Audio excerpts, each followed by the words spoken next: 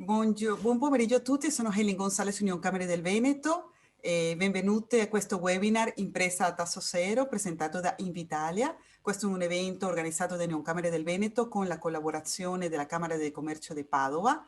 Siccome un evento previsto, la partecipazione è prevista di più di 1000 persone, stiamo aspettando un po' che tutte le persone che si dovranno collegare si collegano in modo da farlo partire di una volta per tanto. Sto vedendo che stiamo arrivando, siamo più di 300. Ok, quelli che stanno entrando adesso, vi ricordo che questo evento sarà registrato, lo stiamo adesso trasmettendo in streaming nella pagina Facebook di Union Camere del Veneto e sarà dopo caricato nella pagina YouTube di Union Camere del Veneto, per cui chi non ne riesce, che non è riuscito a collegarsi oggi o se volete appunto inviare qualche informazione a qualche collega, a qualche partner, qualcosa, sapete che comunque l'evento verrà caricato così come è nel sito YouTube. Aspettiamo ancora altri 2 minuti che stanno arrivando tutti i partecipanti e inizieremo la sessione.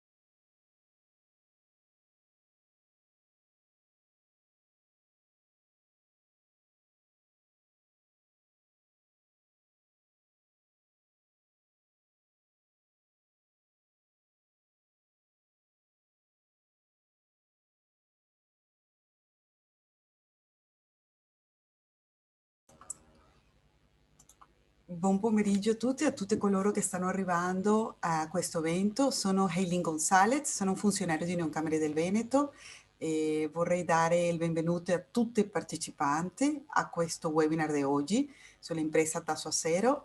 Questo è un progetto gestito da Invitalia e vogliamo ringraziare innanzitutto a Invitalia in primo luogo, alla dottoressa Federica Garbolino e al dottore Massimo Calzoni per essere qua con noi e in particolare al dottor Nicola Verti della Camera di Commercio di Padova, perché questo è un evento che ha organizzato Union Camere del Veneto in collaborazione con Camera di Commercio di Padova.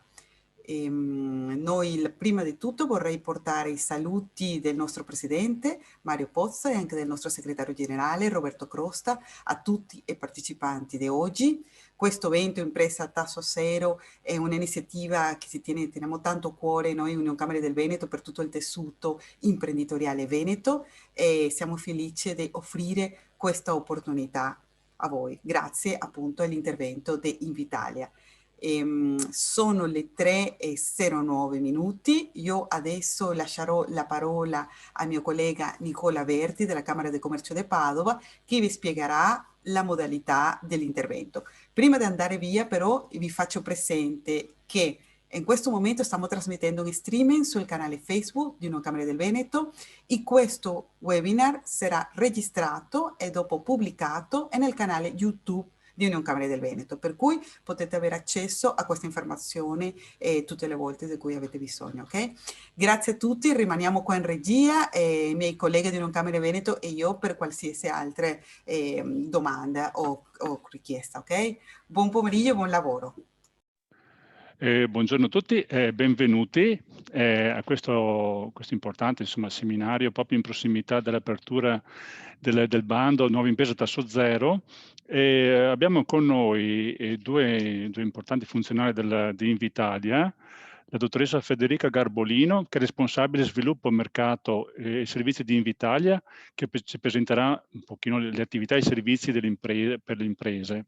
A seguire abbiamo poi il dottor Massimo Calzoni, che è il coordinatore dei servizi per le imprese, che ci parlerà proprio delle caratteristiche della nuova misura e sarà poi a disposizione un po' per raccontare un pochino un po' il bando. Ci organizziamo in questo modo, noi abbiamo l'obiettivo di arrivare per le 5, vedrete che poi il tempo volerà in maniera massiccia. Allora, noi abbiamo raccolto durante le vostre, quando vi siete iscritti, un sacco di domande.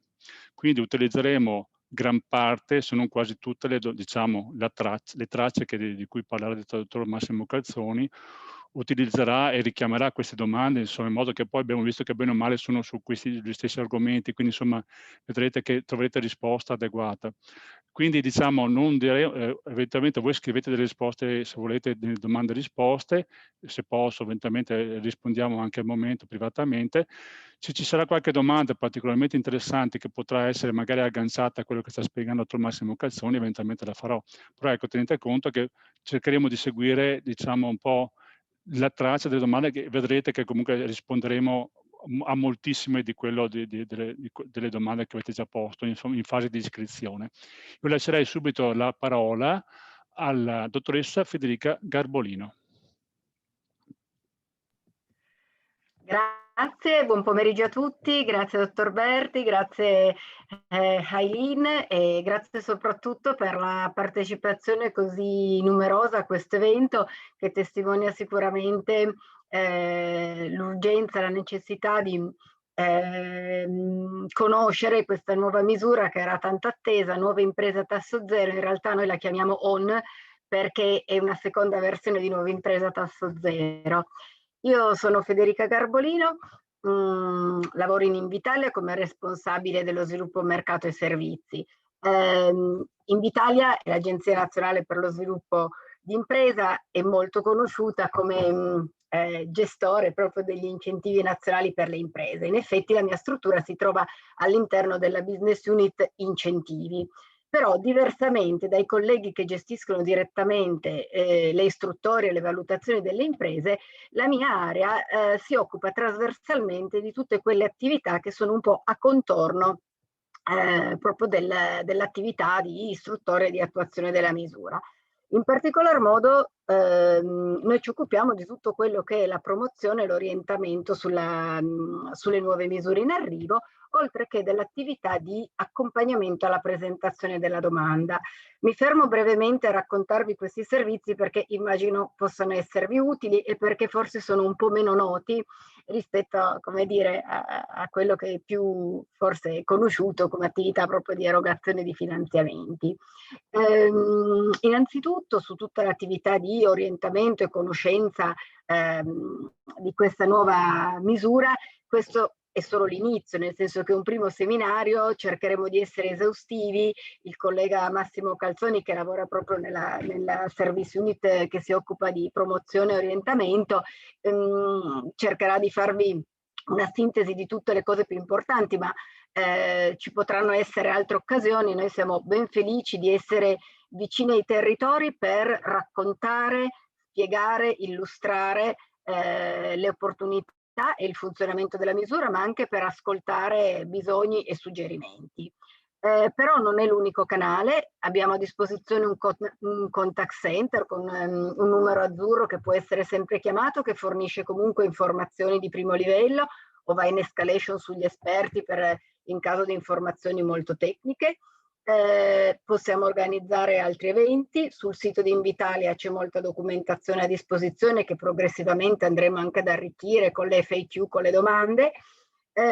Così come abbiamo a disposizione questo servizio completamente gratuito di accompagnamento alla presentazione della domanda, ovvero le imprese che lo desiderano possono richiedere degli incontri e un affiancamento uno a uno che forniscono un supporto metodologico alla corretta compilazione della documentazione del business plan. È un servizio, tutta l'attività di servizi di cui le misure si arricchiscono sempre di più, perché anche Nuova Impresa Tasso Zero avrà per esempio a disposizione un servizio di tutoring e mentorship per le imprese beneficiarie, fa un po' parte di un'evoluzione del modello di agenzie per lo sviluppo in un'ottica un po' più europea, quindi meno, passatemi il termine, bancomat centrica, meno centrata esclusivamente sull'erogazione di finanziamenti, ma anche sul fornire un supporto a 360 gradi affinché le imprese che poi nascano siano solide, crescano e si sviluppino nel tempo, creando il maggiore impatto positivo sul territorio e sull'impresa stessa. Ecco, Nuova Impresa Tasso Zero, è una misura credo particolarmente adatta a un territorio con una tradizione imprenditoriale come quella del Veneto, una misura molto duttile che copre tutte le industrie e che quindi immagino sia particolarmente interessante approfondire. Quindi non mi resta che ringraziare le Camere di Commercio per l'opportunità di entrare in contatto con tutti voi e confermarvi che comunque siamo a disposizione da qui in avanti per tutto quello che può essere il supporto e l'assistenza sull'utilizzo di questo finanziamento. Grazie ancora anche al collega Massimo Calzoni, a cui passo la parola per la presentazione dell'incentivo. Grazie, grazie Federica. Vado direttamente.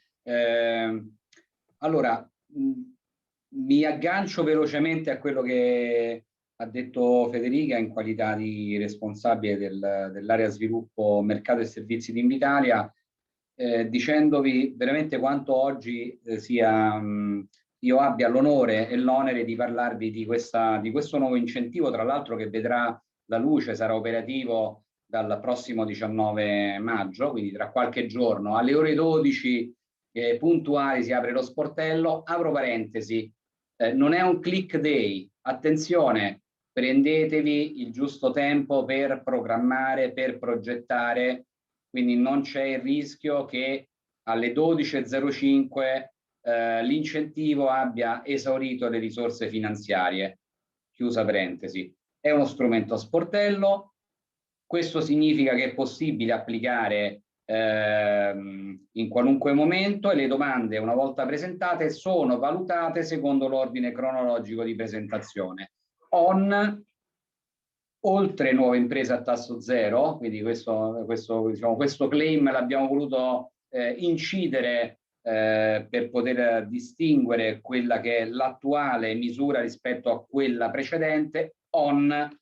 Oltre Nuove Imprese a Tasso Zero riteniamo che sia, come ha detto Federica, essere un importante strumento di finanza agevolata pubblica per sostenere la nascita, la crescita ed il potenziamento, anche lo sviluppo di realtà imprenditoriali in forma societaria che abbiano un connotato particolare, siano a prevalente composizione giovanile e o femminile, ivi comprese non soltanto le start-up innovative, quindi possono applicare anche le start-up innovative, quindi le società di capitali iscritte nelle sezioni speciali dei registri di imprese italiani, ma anche qualunque forma societaria, le società di persone, quindi le SNC piuttosto che le SAS, ma anche le società cooperative e le cooperative sociali, in relazione a quest'ultima fattispecie, cooperative sociali che esercitano in via esclusiva o principale un'attività economica in forma di impresa e sono appunto i cosiddetti enti commerciali. Le società devono avere una caratteristica particolare, devono essere di micro e piccola dimensione e possono applicare su tutto il territorio nazionale. Non ci sono problemi o premialità o esclusioni a seconda della localizzazione. Tutto il territorio nazionale è territorio utile per poter applicare con oltre Nuova Impresa a Tasso Zero. La dimensione, una specifica, secondo me molto importante. La dimensione di micro-piccola impresa significa che è necessario attenersi a quelle che sono poi le regole che sono state definite dalla raccomandazione CE numero 361 del 2003, recepita in Italia con il decreto del Ministero dello Sviluppo Economico del 18 aprile del 2005, in virtù della quale sono definibili micro realtà imprenditoriali tutte quelle realtà appunto che hanno un numero di dipendenti minore o uguale a 10 e un fatturato minore o uguale a 2 milioni di euro, oppure un attivo di bilancio minore o uguale a 2 milioni di euro. Di piccola dimensione tutte quelle realtà imprenditoriali che hanno un numero di dipendenti minore o uguale a 50 ed un fatturato oppure un attivo di bilancio non superiore, per la precisione, minore o uguale a 10 milioni di euro. Quindi ON è un importante strumento, anche perché va a colmare un bisogno, come è stato detto, o meglio un enorme problema che si è accentuato ulteriormente da più di un anno di pandemia, cioè quello di fornire alle imprese giovanili e femminili un'opportunità per continuare a credere in se stessi, in se stesse. In particolar modo con riferimento alle imprese femminili, queste ultime diciamo sono state toccate in maniera severa dalla situazione che stiamo tutti vivendo. Nel 2020, secondo l'osservatorio di Union Camere sull'imprenditoria femminile, si è registrata la chiusura di più di 4.000 imprese femminili, dopo tra l'altro diversi anni di continua e costante crescita. Vado direttamente allo strumento e non vi preoccupate, cerco di aiutarvi, ma soprattutto aiutarmi con delle slide. Spero di non fare danni e vediamo se riesco a condividere. Penso di esserci riuscito, ma non mi prendo subito gli onori della cosa, chiedo conferma se è possibile. Si vede lo schermo? Immagino di sì. Chiedo conferma. Sì, si vede. Bene, grazie Nicola. Allora, molto velocemente. Allora, abbiamo capito che ON è l'acronimo di oltre nuove imprese a tasso zero. ON è un incentivo normato dal decreto del Ministro dello Sviluppo Economico di concerto con il Ministro dell'Economia e delle Finanze. È datato 4 dicembre 2020 e attraverso questo strumento si ridefinisce la disciplina di attuazione della misura di cui al precedente titolo 1 capo 1 del decreto legislativo 185 del 2000. Questo strumento è volto a sostenere la nuova imprenditorialità giovanile e femminile in tutto il territorio nazionale attraverso la creazione appunto di micro e piccole imprese competitive a prevalente composizione giovanile e femminile. Nel proseguo vi spiegherò meglio che cosa si intende quando utilizzo l'accezione prevalente. Obiettivi di questo nostro incontro sono sostanzialmente il primo, permettervi di trasferirvi tutte quelle informazioni necessarie per poter poi avere in mano la bussola, orientarvi in maniera un pochino più consapevole rispetto alla possibilità o meno di applicare, decidere di applicare con questo strumento e proseguendo raccontarvi nell'ordine quali sono i requisiti necessari per poter applicare con ON, quindi chi sono i soggetti beneficiari, gli aspiranti, i proponenti di questa iniziativa, gli aspiranti beneficiari, le tipologie di iniziative ammissibili in base anche ai settori di appartenenza, piuttosto che i progetti imprenditoriali presentabili e ammissibili, e conseguentemente andremo a vedere quelle che sono le diverse tipologie di spesa che li possono comporre, quindi che è possibile presentare nella propria richiesta di finanziamento. Andremo poi a verificare quello che è il processo che è necessario seguire per poter applicare, presentare la domanda con ON, e vi racconterò anche quelli che sono i criteri di valutazione che vengono adottati da Invitalia quale soggetto gestore ed attuatore, in virtù, tra l'altro, di quanto richiesto e stabilito dalla specifica normativa, perché se avete la pazienza e la fantasia di documentarvi rispetto alla circolare attuativa dell'8 aprile del 2021, in allegato c'è una griglia che esplicita e vi racconta quelli che sono i criteri di valutazione ai quali è necessario attenersi e che conseguentemente il soggetto gestore ed attuatore della misura Invitalia dovrà applicare. Vi racconterò cosa avviene una volta ottenuta la valutazione positiva e quindi vi espliciterò quelle che saranno le successive fasi, dalla stipula del contratto di finanziamento fino alla realizzazione del progetto di spesa ammesso alle agevolazioni attraverso il meccanismo dell'erogazione e in particolar modo attraverso il meccanismo dei SAL, acronimo di stati avanzamento lavori. Chi sono i soggetti beneficiari di ON?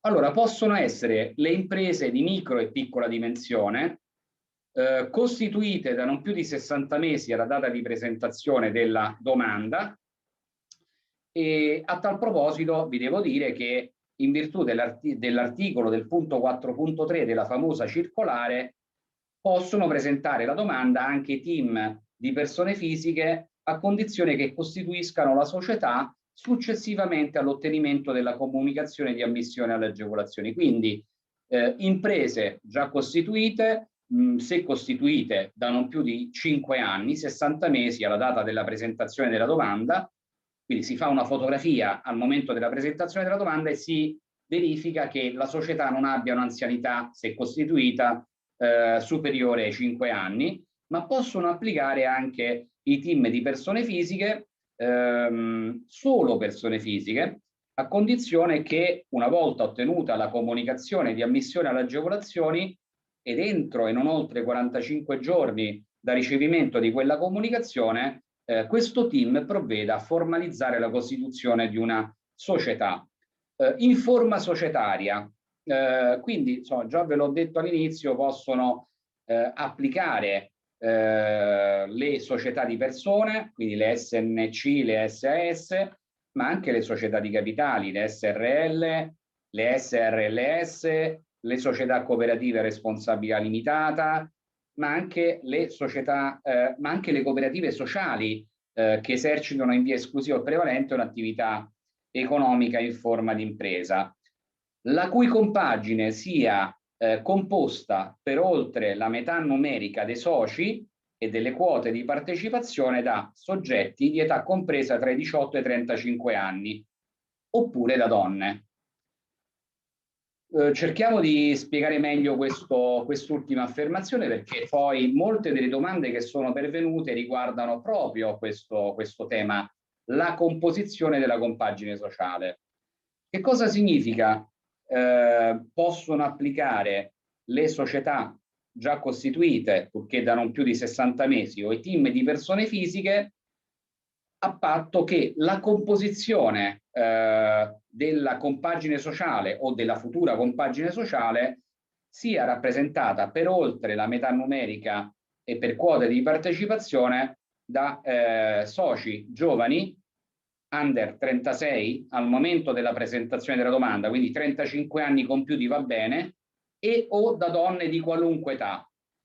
Significa esattamente questo, che se la società, facciamo degli esempi concreti, la società A ha un numero di soci pari a 3, è necessario per poter applicare con ON che almeno 2 dei 3 soci siano o soci giovani, under 36, oppure soci donne di qualunque età, oppure vale anche un mix, un giovane, under 36, e una donna di qualunque età.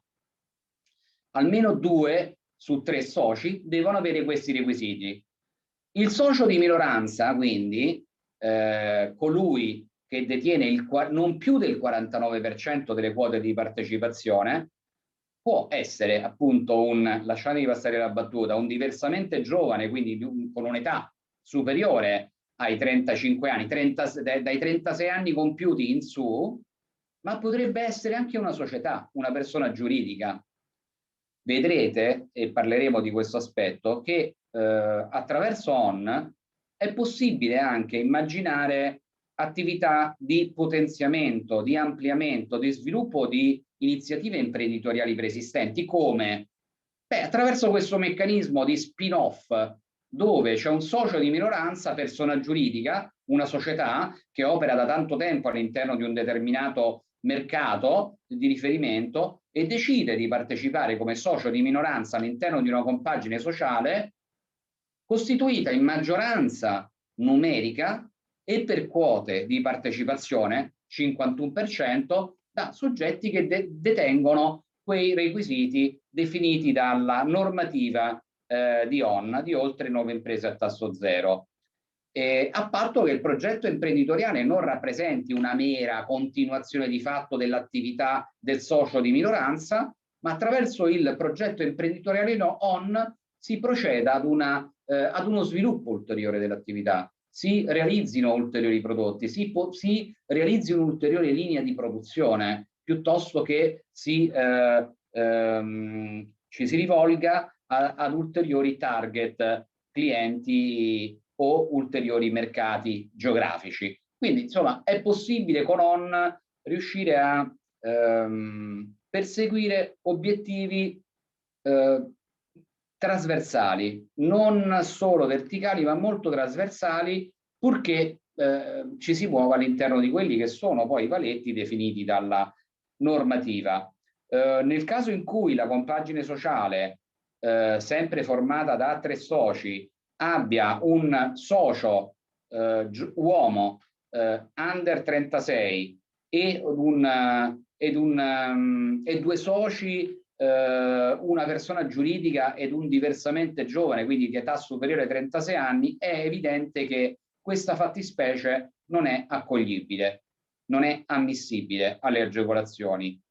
Piuttosto che una compagine sociale che sia formata da 2 soci, spesso ci si confonde con questo, rispetto a questa situazione, 2 soci, ricevo molte domande che mi dicono: ma noi abbiamo 2 soci nella società, un socio è donna e detiene il 60% delle quote di partecipazione, e poi abbiamo un socio uomo di 40 anni che detiene il 40%.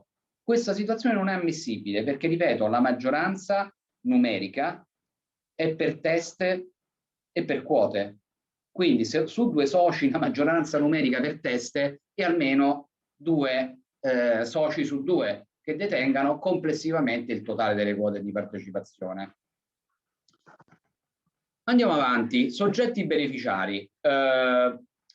Le imprese devono rispettare tutti i requisiti che vengono definiti ed elencati all'interno. Scusate, una piccola parentesi. Vedete in calce la slide? Io vi ho riportato un quadratino. Quel quadratino non è messo così in maniera, diciamo, superficiale. L'ho fatto apposta proprio per invitarvi ad approfondire, a leggere direttamente la normativa e quindi la circolare attuativa dello strumento ON. Ogni slide riscontrerete che riporterà in calce, in basso a destra, il riferimento che potete andare a consultare per poter approfondire l'argomento che in essa, che nella slide è trattato.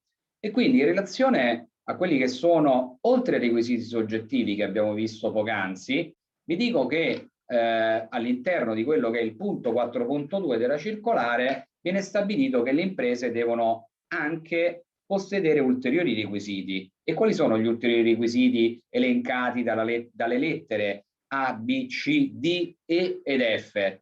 Beh, a titolo esemplificativo dico: il primo, essere regolarmente costituite. Se insomma, il soggetto proponente è una società già costituita ed iscritte nel registro delle imprese, essere nel pieno e nel libero esercizio dei propri diritti, non essere e non trovarsi quindi in liquidazione volontaria o sottoposte a procedure concorsuali, aver restituito le somme a seguito del ricevimento di provvedimenti da parte del Mise di revoca di agevolazioni ed altri, ma sostanzialmente questi sono i requisiti che vengono elencati nel 4.2 della circolare. Inoltre sappiate che possono applicare con ON anche le imprese straniere. Attenzione, questo è possibile. Possono applicare, sono soggetti proponenti anche le imprese straniere regolarmente costituite secondo le norme del diritto civile e commerciale dello Stato di appartenenza, dello Stato di residenza, ed iscritte nel relativo registro delle imprese dello Stato di appartenenza,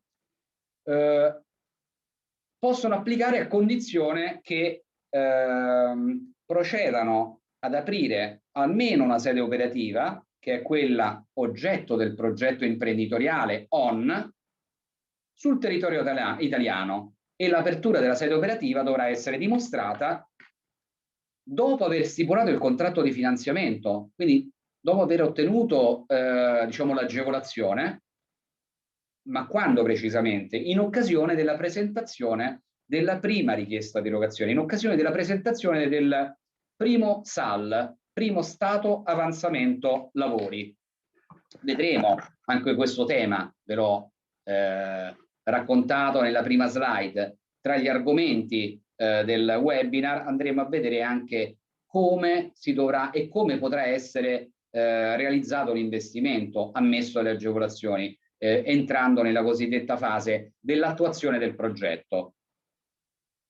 Possono presentare la domanda anche le persone fisiche, quindi team di persone fisiche che intendono costituire un'impresa, purché, attenzione, questa cosa che ho riportato nella slide è fondamentale rispettarla, purché nella medesima configurazione approvata in fase di valutazione facciano pervenire la documentazione attestante l'avvenuta costituzione della società e il possesso dei requisiti richiesti per l'accesso alle agevolazioni, e quindi nella documentazione attestante la costituzione della società quei soci devono essere gli stessi che avevano precedentemente presentato il progetto.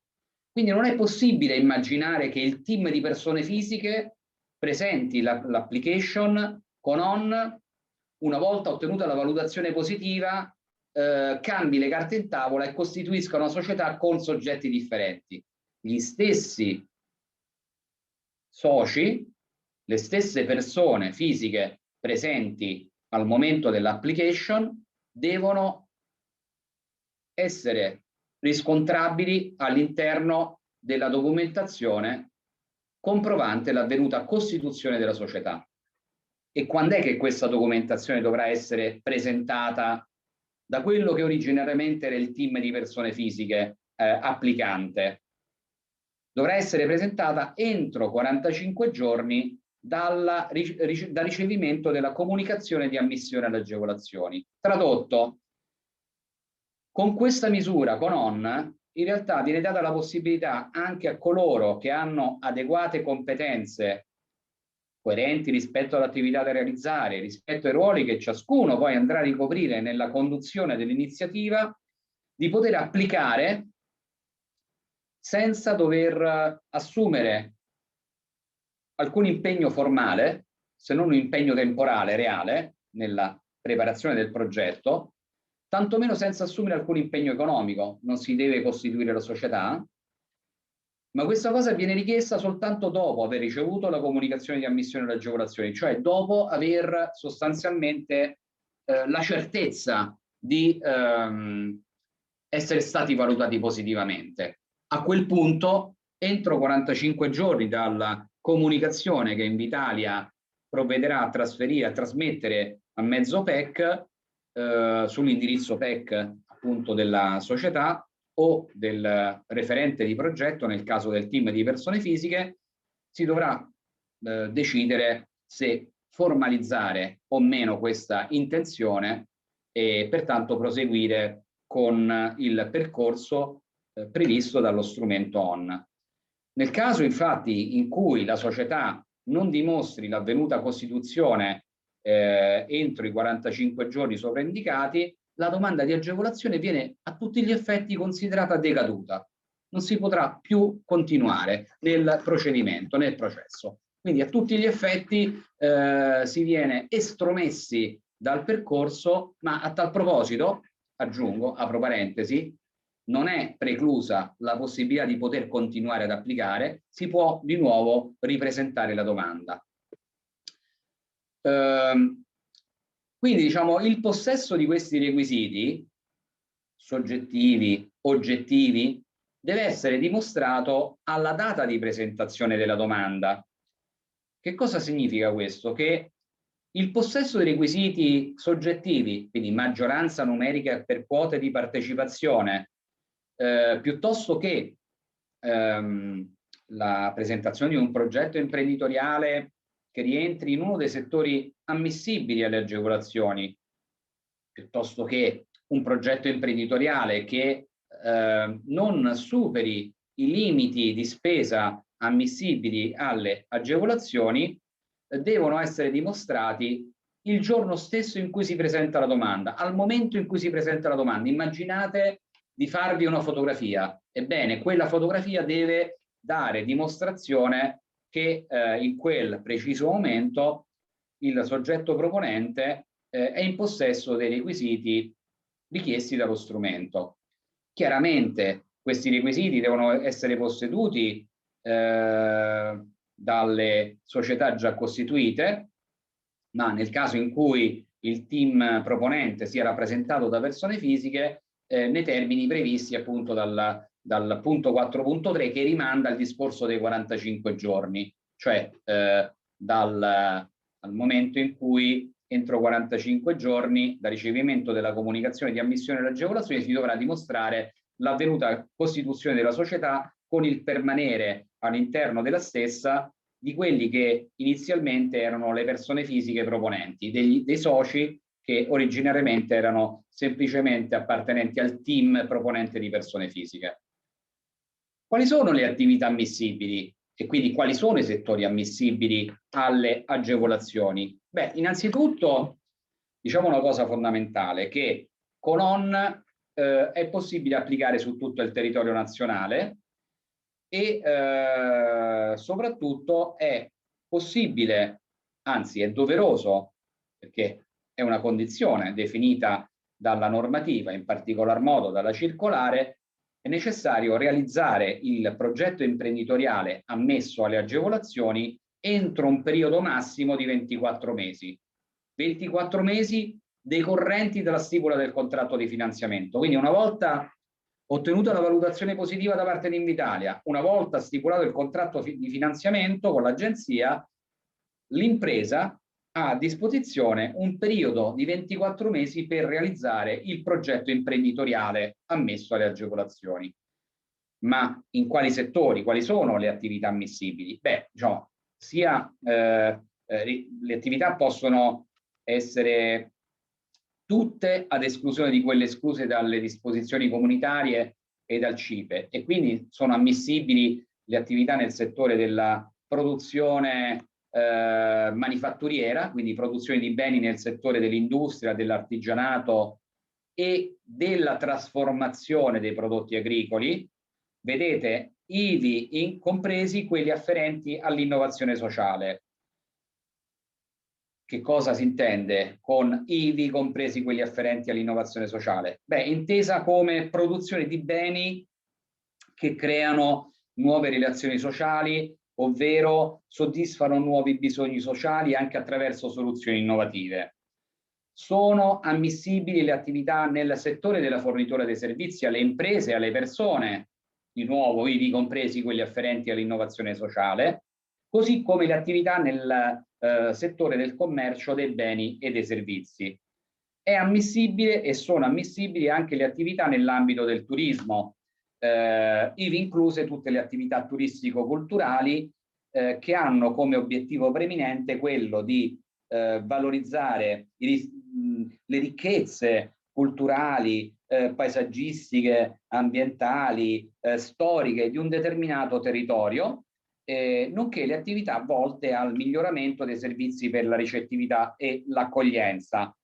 Nell'ambito del turismo, per la precisione, è necessario sottolineare questo aspetto, rientrano tutte quelle attività turistiche, o meglio, rientrano tutte quelle iniziative che si definiscono turistiche solo se inserite all'interno, nell'ambito di quelli che sono i sistemi turistici locali, STL, cioè quei sistemi turistici locali che sono istituiti ai sensi del decreto legislativo del 23 maggio 2011, il numero 79. È ogni regione che definisce quello che è il sistema turistico locale e conseguentemente quelle che sono le tipologie di attività imprenditoriale che possono rientrare all'interno del sistema turistico locale.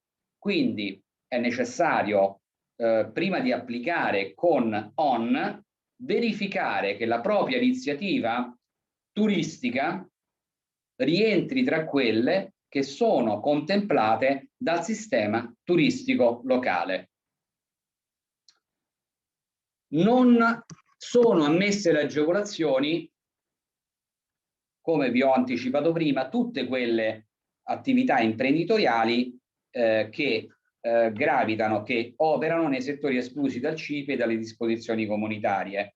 In particolar modo non sono ammissibili le iniziative che propongono la produzione primaria di prodotti agricoli, di cui all'allegato 1 del TFUE, vale a dire le attività della pesca, dell'acquacoltura e quindi della produzione primaria di prodotti agricoli. Sono escluse le attività che operano nel settore carboniero, di cui alla decisione del Consiglio europeo, la numero 78 del 2010, scusate, la numero 787 del 2010, per chi poi ha la curiosità di andarla a controllare, e quindi con particolare riferimento a quelle che sono le attività che richiedono degli aiuti di Stato per agevolare la chiusura delle miniere di carbone non competitive.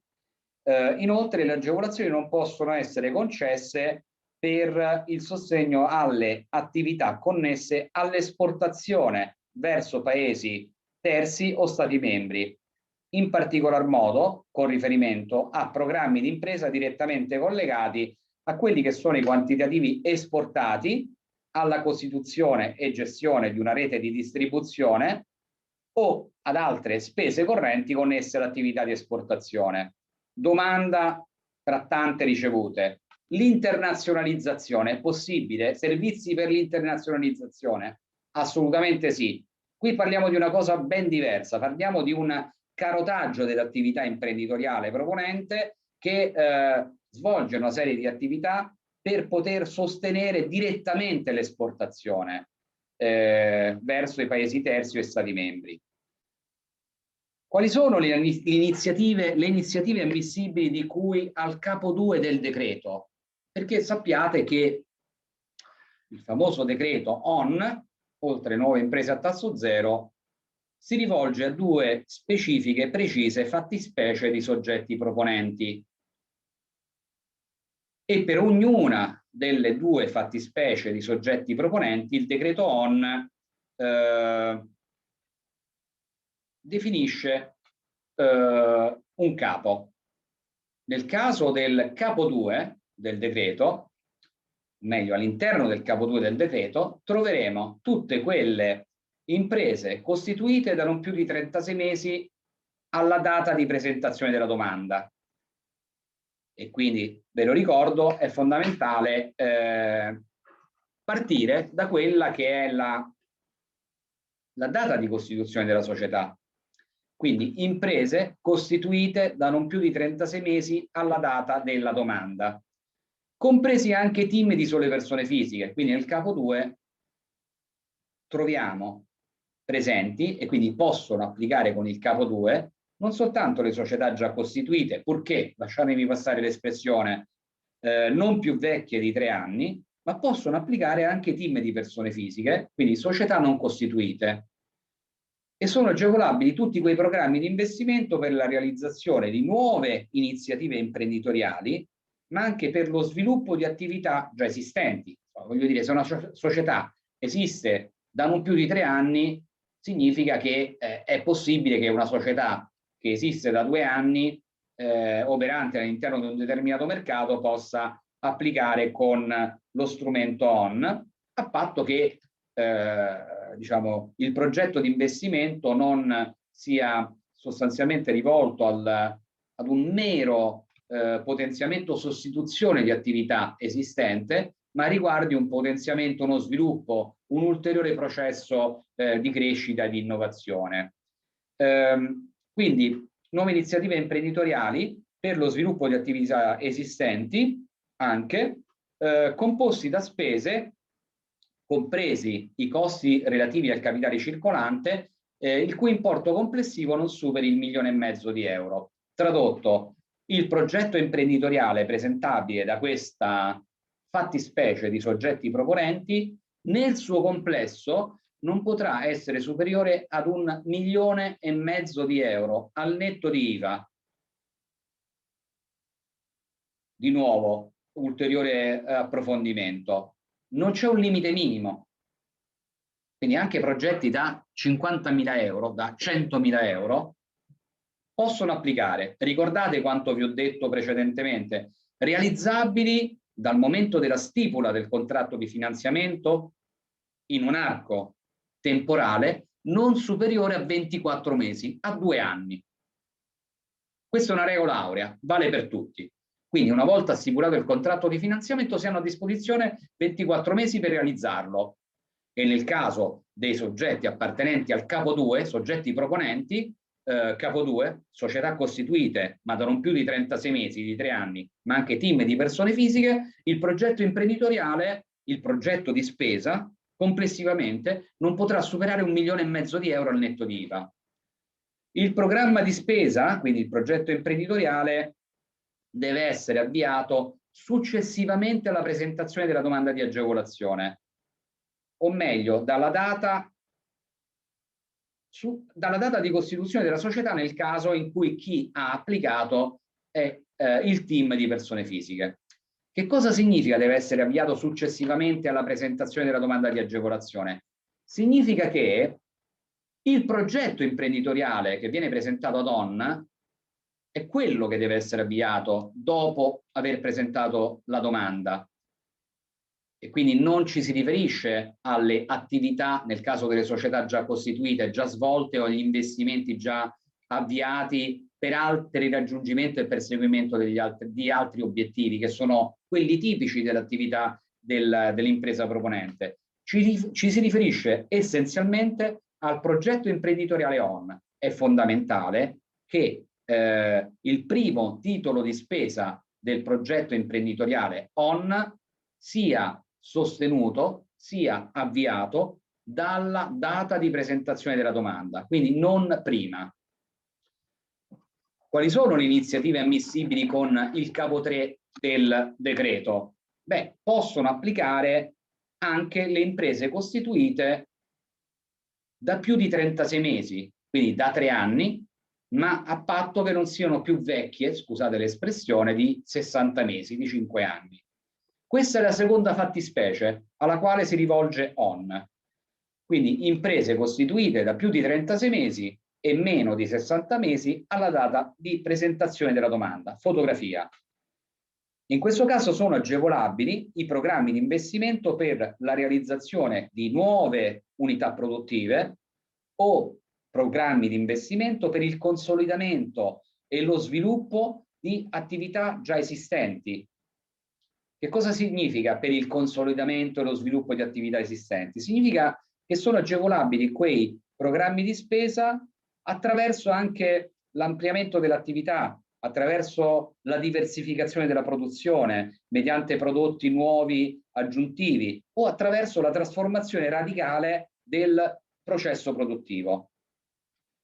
Tali programmi di investimento devono prevedere spese ammissibili di importo non superiore a 3 milioni di euro al netto di IVA. Al nord direbbero tanta roba, cioè questo strumento è in realtà uno strumento importante e di nuovo ritorno sul concetto originario della mia presentazione. È uno strumento che consente anche un ricambio generazionale, è uno strumento che consente anche a realtà imprenditoriali storiche di un determinato territorio di spinoffare, di ampliare l'attività, di potenziarla attraverso la creazione di una nuova realtà imprenditoriale, ok? Partecipando all'interno della stessa, oppure variando la compagine sociale, adeguandola a quelli che sono i requisiti stabiliti dalla normativa, purché il soggetto giuridico, quindi la società, non detenga al momento della presentazione della domanda più del 49% delle quote. 3 milioni di euro comunque è un importo particolarmente interessante. È necessario che i programmi di spesa siano avviati, come nel caso precedente, come nel caso del capo 2, avviati successivamente alla presentazione della domanda, e per data di avvio della domanda, per data di avvio del programma di spesa si intende la data di inizio dei lavori relativi all'investimento presentato, quindi al progetto di spesa presentato, oppure la data del primo impegno giuridicamente vincolante.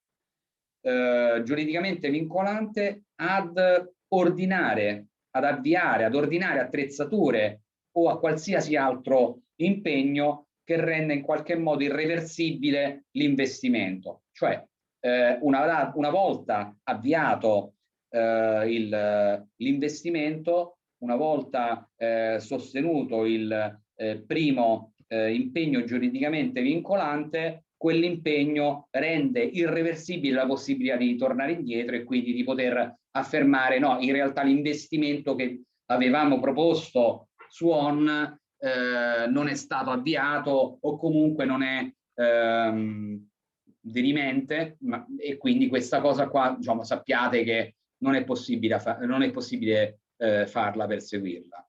L'acquisto del terreno, i lavori preparatori, quindi la richiesta dei permessi, delle autorizzazioni, lo studio di fattibilità, le indagini diagnostiche non sono considerati come avvio lavori. Quindi in realtà se un progetto di spesa prevede un acquisto di un immobile con il capo 3, sappiate che tutto ciò che concerne la richiesta dei permessi e le autorizzazioni, lo studio di fattibilità piuttosto che l'indagine diagnostica, piuttosto che lo studio dell'ingegnere, sono interventi che non pregiudicano l'avvio dei lavori. Le iniziative ammesse in quanto tempo devono essere terminate? In quanto tempo devono essere completate? Bene, i programmi di investimento devono essere ultimati in 24 mesi dalla stipula del contratto di finanziamento. La data di ultimazione del progetto di spesa coincide con quella dell'ultimo titolo di spesa ammissibile che è stato esposto e comunicato ad Invitalia. Invitalia poi procederà ad accertare l'organicità una volta completato l'investimento e quindi terminato. Invitalia procederà ad accertare l'organicità, la funzionalità del programma di investimenti, nonché il regolare avvio dell'attività.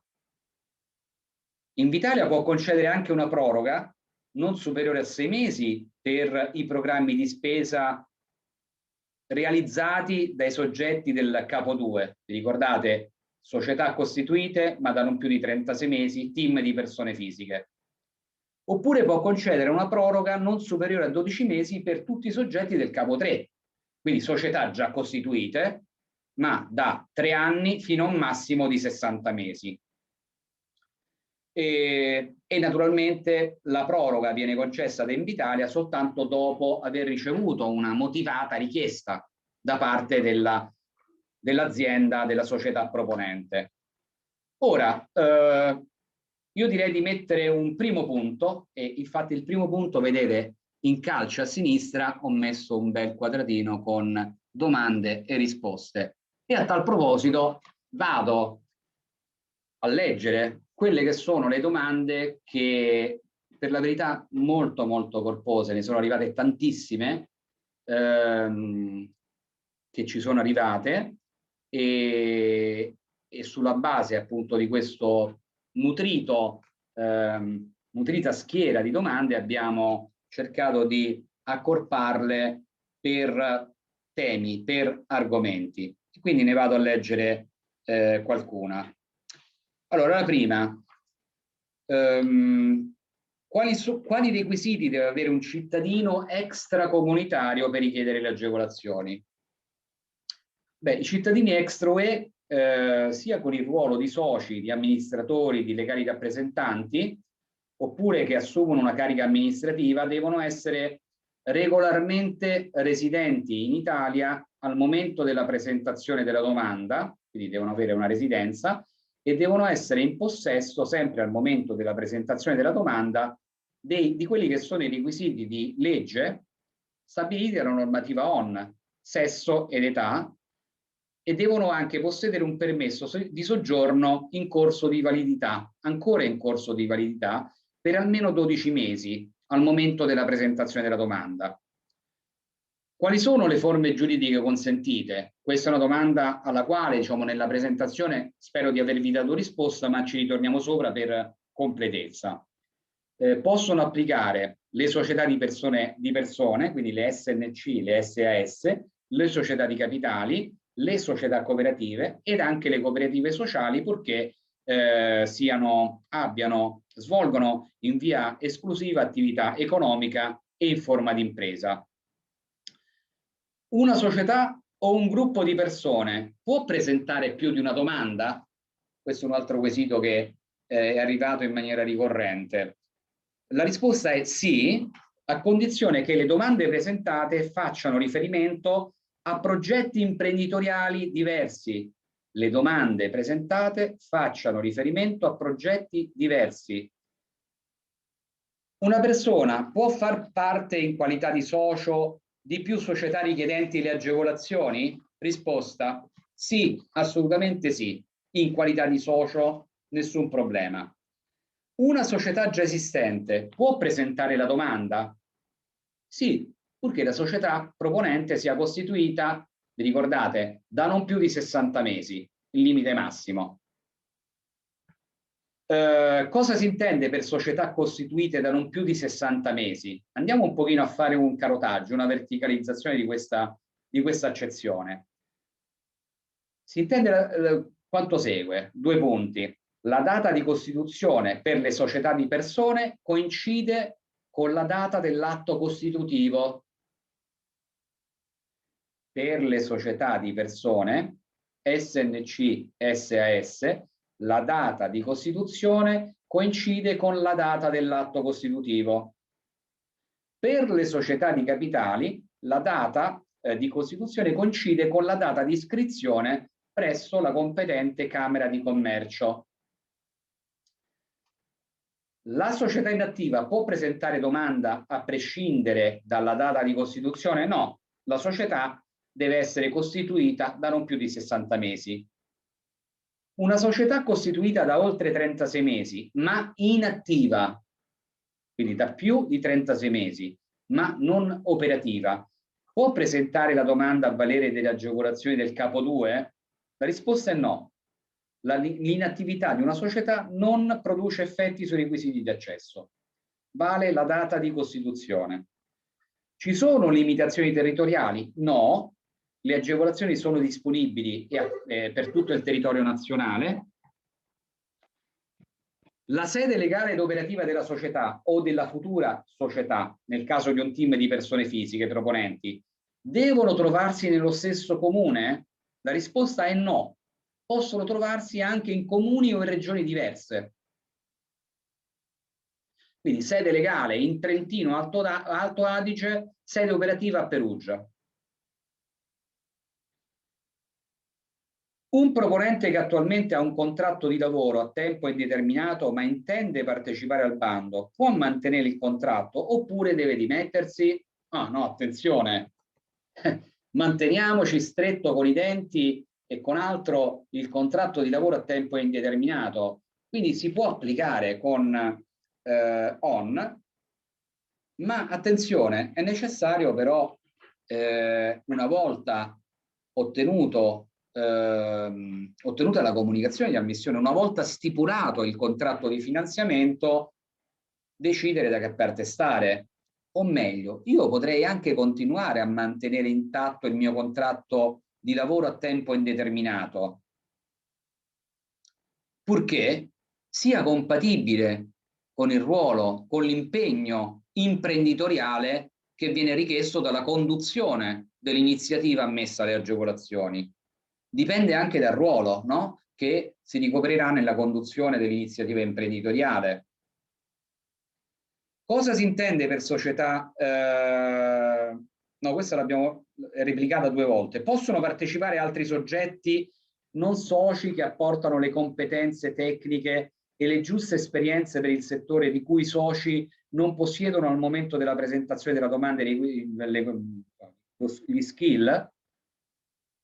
Assolutamente sì. Possono partecipare al progetto anche coloro che assumono un ruolo importante nella conduzione dell'iniziativa, ad esempio il direttore di produzione, purché assunti.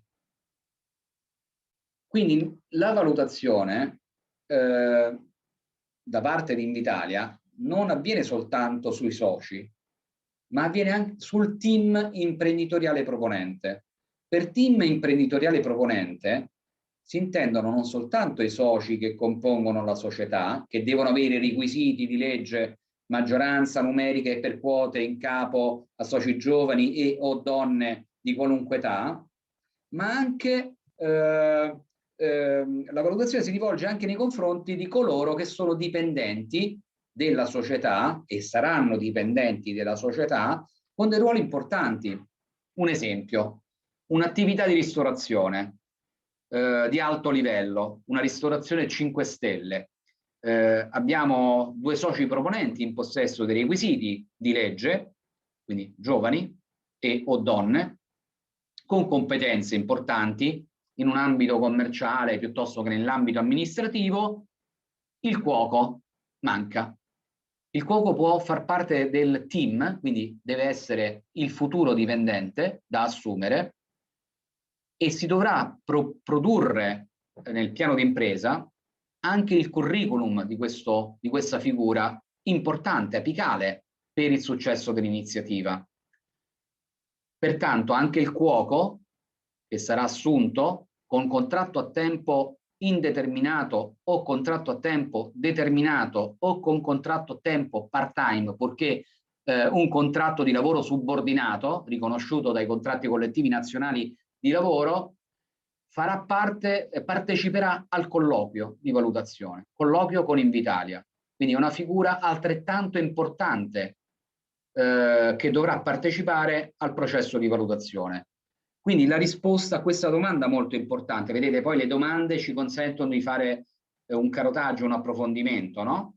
Quindi ringrazio tutti voi per averle poste. È possibile applicare anche se non si posseggono tutte le competenze, ma è fondamentale che la competenza mancante sia assicurata da una figura ben individuata, identificata, con un curriculum allegato o curricula di più figure allegati al progetto imprenditoriale ON, e queste figure faranno parte del processo di valutazione. Io a novembre compio 35 anni, posso fare comunque la domanda? Assolutamente sì. Chi è amministratore di più società può partecipare come socio di una società non costituita? Sì, la risposta è sì. Una SRLS con un unico socio può partecipare alla misura?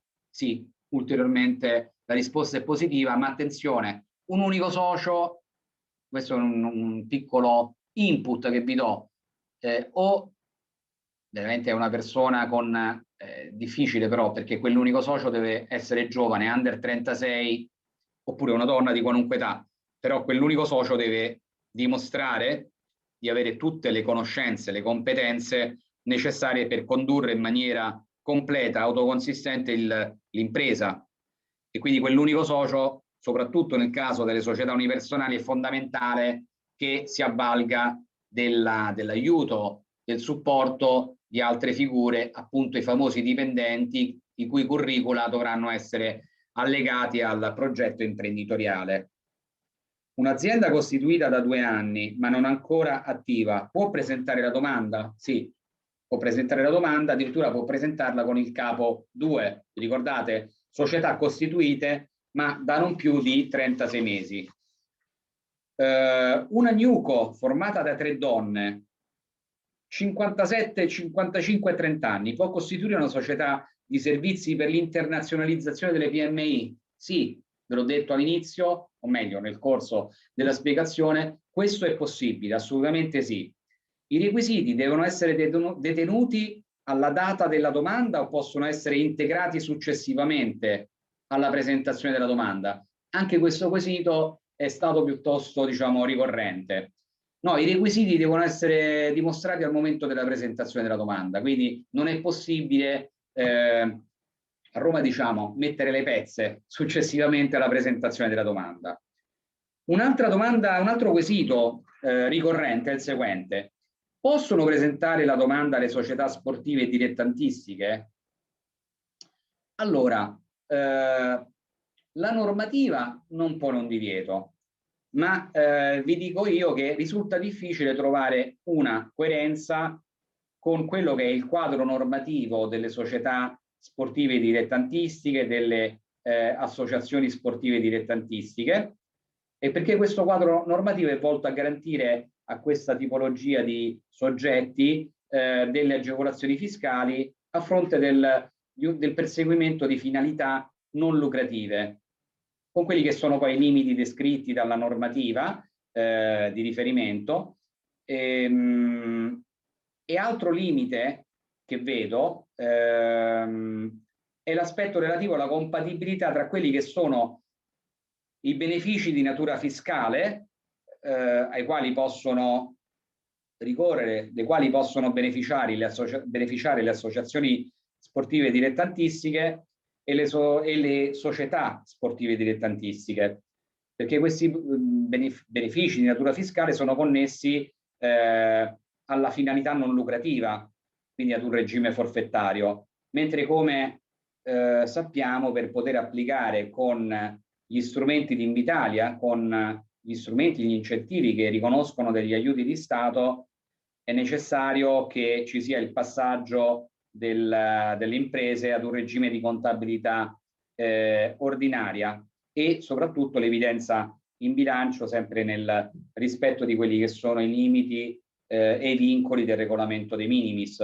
Quindi la risposta è sì, possono applicare, ma concretamente questa roba qua è impossibile, proprio perché questa tipologia di realtà, le società sportive dilettantistiche oppure le ASD, hanno ragione di esistere proprio perché ricevono una serie di benefici di natura fiscale grazie ad una serie di comportamenti e di obiettivi che vengono definiti dalla normativa, che si scontrano, diciamo non combaciano, c'è una discrasia con quelli che sono poi gli obiettivi di uno strumento come ON, che sono volti a sostenere non soltanto iniziative con contabilità ordinaria, ma anche iniziative in grado di poter perseguire obiettivi di lucro tali da garantire la copertura dei costi aziendali e di poter permettere all'impresa di raggiungere un margine di guadagno, un utile, e quindi un fatturato molto più alto, molto più elevato di quello che è il limite forfettario al quale possono accedere le SSD e le SAD. Tradotto, è fondamentale che un'impresa che applica con ON abbia un fatturato tale da poter consentire a quell'impresa non soltanto di coprire i costi della produzione, ma di poter riuscire poi ad avere un margine per poter anche restituire il finanziamento ottenuto. Bene, possiamo andare avanti con la spiegazione, con il webinar. Facciamo una focalizzazione su quelli che sono i soggetti del capo 2 del decreto. Quindi team di persone fisiche ed imprese costituite da non più di 3 anni. Quali sono i progetti imprenditoriali ammissibili e soprattutto quali sono le tipologie di spesa che andranno a popolare i progetti imprenditoriali ammissibili presentati dalle imprese che si trovano nel capo 2. Beh, diciamo sostanzialmente sappiamo che il progetto imprenditoriale presentato da una società costituita o da un team di persone fisiche che andrà a costituire la società dopo aver ricevuto la comunicazione di ammissione alle agevolazioni non possono superare il 1,5 milioni di euro al netto dell'IVA. Che cosa rientra all'interno di questa accezione? Che cosa rientra all'interno del progetto di spesa complessivo ammissibile? Possono rientrare le opere murarie ed assimilate. Le opere murarie assimilate sono ammissibili nel limite massimo del 30% dell'investimento totale. Quindi perdonatemi, prima di definire il 30% dell'investimento totale ammissibile è necessario capire come sia costituito questo investimento totale. Quindi per poter calcolare l'ammissibilità delle opere murarie ed assimilate dovremmo prima definire quali sono le tipologie di spesa funzionali allo svolgimento delle attività, funzionali alla realizzazione del progetto, che vanno a comporre l'investimento totale ammesso, sul quale poi come base calcolare il 30% di investimento a titolo di opere murarie ed assimilate. Comunque rientrano in questa prima macro tipologia di spesa tutte le opere di adeguamento, di ristrutturazione dell'immobile, compresi appunto gli impianti generali e di servizio all'immobile, quindi l'impianto elettrico, l'impianto idrico, l'impianto di condizionamento. Attenzione, perché poi ci si confonde molto spesso. Con il capo 2 non sono ammissibili gli acquisti degli immobili. Quindi all'interno della macro voce opere murarie assimilate rientrano soltanto queste tipologie di azione: opere di adeguamento, ristrutturazione dell'unità produttiva, gli impianti generali di servizio all'immobile. No acquisto immobili. Sono ammissibili alle agevolazioni con il capo 2 anche i macchinari, impianti ed attrezzature nuovi di fabbrica, solo nuovi di fabbrica, anche per l'erogazione dei servizi connessi alla sharing economy. Tradotto, acquisto di automezzi, sono finanziabili, sono ammissibili. Se l'impresa proponente vuole realizzare, vuole operare nel settore della sharing economy, assolutamente, se l'oggetto del progetto imprenditoriale preminente è rappresentato dall'acquisto di motorini elettrici piuttosto che di automobili, assolutamente queste tipologie di automezzi, di mezzi, sono ammissibili alle agevolazioni. Nell'ambito della macro voce macchinari, impianti e attrezzature, di nuovo facendo il carotaggio, l'approfondimento, possono rientrare, sono ammissibili anche le strutture mobili, i prefabbricati e gli impianti a servizio esclusivo dell'iniziativa agevolata, purché abbiano la caratteristica di essere amovibili. Sono ammissibili i programmi informatici e i servizi TIC, acronimo di Servizi per le tecnologie dell'informazione e della comunicazione, compresi quelli connessi alle tecnologie e alle agevolazioni e anche alle applicazioni relative all'intelligenza artificiale, alla blockchain e all'Internet of Things.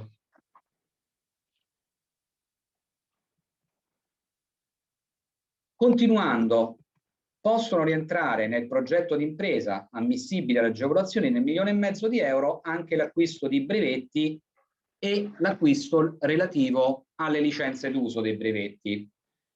Attenzione, in relazione a questa macro tipologia di spesa, una volta ottenuta la valutazione positiva, per poter arrivare alla stipula del contratto di finanziamento, bisogna produrre una perizia giurata in relazione ai brevetti, all'acquisto di brevetti, e all'acquisto delle licenze d'uso è richiesto di produrre una perizia giurata rilasciata da un tecnico abilitato, avente documentate competenze nel settore di riferimento della spesa, e la perizia deve in qualche modo far emergere, contenere tutte quelle che sono le necessarie informazioni a definire la congruità del prezzo di acquisto del brevetto della relativa licenza d'uso. Sono ammissibili anche le consulenze specialistiche nel limite massimo del 5% dell'investimento ammissibile. Quindi se un investimento, supponiamo, ammissibile fosse di 1 milione di euro, a fronte di 1 milione di euro è possibile richiedere a finanziamento come spesa ammissibile fino a un massimo di 50.000 euro. Quindi, insomma, voglio dire, non poco. E sono ammissibili solo per il capo 2, quindi solo per i team di persone fisiche che non hanno ancora costituito la società, o per le società già costituite ma da non più di 36 mesi, è possibile, diciamo, richiedere nel programma di spesa come spese ammissibili anche gli oneri notarili connessi alla stipula del contratto di finanziamento o gli oneri notarili connessi alla costituzione della società. Oltre a questa tipologia di spese, nel capo 2 sono ammissibili alle agevolazioni nel limite massimo del 20% anche i costi sostenuti a titolo di capitale circolante. Costi sostenuti a titolo di capitale circolante si intende tutti quei costi di esercizio, di gestione che siano non strettamente connessi al progetto imprenditoriale di sviluppo, alla realizzazione della nuova iniziativa, ma che siano comunque funzionali agli obiettivi del progetto stesso. E quindi nel capitale circolante possono trovare ospitalità l'acquisto di materie prime, compresi i beni acquistati da soggetti per poter poi utilizzarli per ulteriori processi di trasformazione, le materie, i semilavorati piuttosto che i prodotti finiti da immettere direttamente come input nel processo produttivo, piuttosto che servizi diversi necessari allo svolgimento dell'attività d'impresa. Tra questi posso immaginare la consulenza di un legale, piuttosto che la consulenza da parte di un esperto di marketing, piuttosto che servizi legati alla contrattualistica e quindi tutte quelle spese che non fanno parte del progetto di impresa capitalizzabile, ma che possono, e che è funzionale, fisiologico, che facciano parte della vita aziendale. E anche il godimento dei beni di terzi. Tra questi, all'interno di questa macrovoce di costo troviamo l'affitto dell'immobile. E ricordatevi, visto che il progetto imprenditoriale deve essere realizzato in 24 mesi, ciò significa che il godimento di beni di terzi, l'affitto piuttosto che l'acquisto delle materie prime, piuttosto che servizi, possono rientrare appunto nel capitale circolante nell'arco di due annualità. E quindi all'interno del progetto d'impresa possono essere inseriti i costi di affitto di un immobile piuttosto che il leasing di una tecnologia o di un affitto di un hardware per 2 annualità. Le agevolazioni permettono una copertura molto molto alta del progetto di spesa presentato e valutato come ammissibile. Quindi se il progetto imprenditoriale presentato cuba 1 milione di euro al netto di IVA, qualora fosse valutato positivamente, in questo caso le agevolazioni concedibili attraverso ON arrivano a coprire 900.000 euro di quel milione di euro. 900.000 euro significa che, attenzione, questo è un elemento che io sottolineo spesso nei miei interventi, significa che quel 10% mancante, quindi non coperto da ON, più l'IVA, dovrà essere coperto dai soggetti proponenti. Quindi questa misura non copre il 100% del progetto d'impresa, non è una misura assistenzialistica, è un supporto, un grande supporto, una buona iniezione di ossigeno di natura finanziaria, ma non va a coprire il 100% del fabbisogno. quindi se con ON si ottiene una copertura al 90% del progetto di impresa presentato, su 1,5 milioni sono 1,350 milioni, ma su 1,350 milioni per poter arrivare a 1,5 milioni mancano all'appello ulteriori 150.000 euro, più l'IVA che matura a fronte delle spese appunto di investimento, a quel punto bisogna comunque avere la consapevolezza che si dovrà disporre per poter applicare con ON delle risorse finanziarie mancanti. Si dovrà disporre non significa che dovranno essere dimostrate oggettivamente al momento della presentazione della domanda, ma viene chiesto di compilare una tabellina in cui evidenziando il progetto imprenditoriale presentato, la copertura delle agevolazioni garantite da ON in caso di valutazione positiva, di indicare qual è il mezzo attraverso il quale procedere alla copertura finanziaria mancante. Il mezzo non può che essere o un futuro dopo la stipula del contratto di finanziamento, aumento di capitale sociale, o un futuro finanziamento infruttifero da parte dei soci, oppure ricorso ad altre raccolte di risorse finanziarie sul mercato libero, come la partecipazione a campagne di crowdfunding, piuttosto che il ricorso al capitale di debito da parte di una banca. Il mix delle agevolazioni, questo 90% è così ripartito: un 70% di finanziamento a tasso zero ed un contributo a fondo perduto del 20%.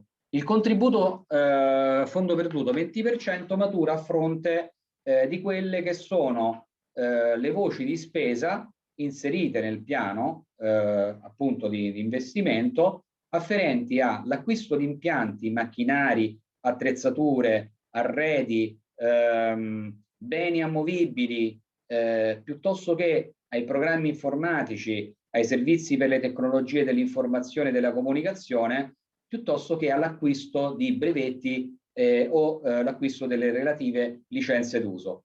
Ed è su questa somma complessiva che si calcola il 20% di fondo perduto. Oltre all'erogazione delle agevolazioni, Invitalia riconosce per tutte le realtà imprenditoriali che popolano il capo 2 anche dei servizi di tutoring tecnico-gestionale altamente specialistici. Questi servizi, diciamo, sono erogati a partire dalla stipula del contratto di finanziamento e sono finalizzati a trasferire nei soggetti proponenti, in questo caso nei soggetti beneficiari, perché il tutoring interviene dopo la stipula del contratto di finanziamento, a trasferire in capo ai soggetti beneficiari conoscenze in materia di corretta funzione e fruizione delle agevolazioni. Il tutor aiuta, diciamo in maniera molto semplicistica, anche a fare in modo che la richiesta di erogazione sia presentata in maniera impeccabile, rispettando tutti i documenti che la devono appunto caratterizzare, piuttosto che trasferire consulenza in quelli che sono poi gli ambiti strategici più importanti di conduzione della singola iniziativa, dal marketing agli aspetti organizzativi, piuttosto che agli aspetti che rimandano alle funzioni di HR. Il valore dei servizi per singola impresa beneficiaria è pari a 5.000 euro per tutte quelle che sono le iniziative che realizzano programmi di spesa non superiori ai 250.000 euro e il valore di questi servizi sale a 10.000 euro invece per tutti quei programmi di investimento che hanno spese ammissibili superiori ai 250.000 euro. Questi servizi sono erogati e concessi nel rispetto dei limiti e dei vincoli del regolamento dei minimis, ma sono, come potete vedere dall'entità, talmente contenuti che non rappresentano un gran problema in termini di diciamo erosione del castelletto garantito dal de minimis per questa dimensione di impresa, i 200.000 euro nell'arco dei 3 esercizi finanziari. Bene, in questa slide vi ho cercato di riportare un esempio concreto di un progetto imprenditoriale presentato da una realtà appartenente al capo 2, quindi una società già costituita da non più di 36 mesi o un team di persone fisiche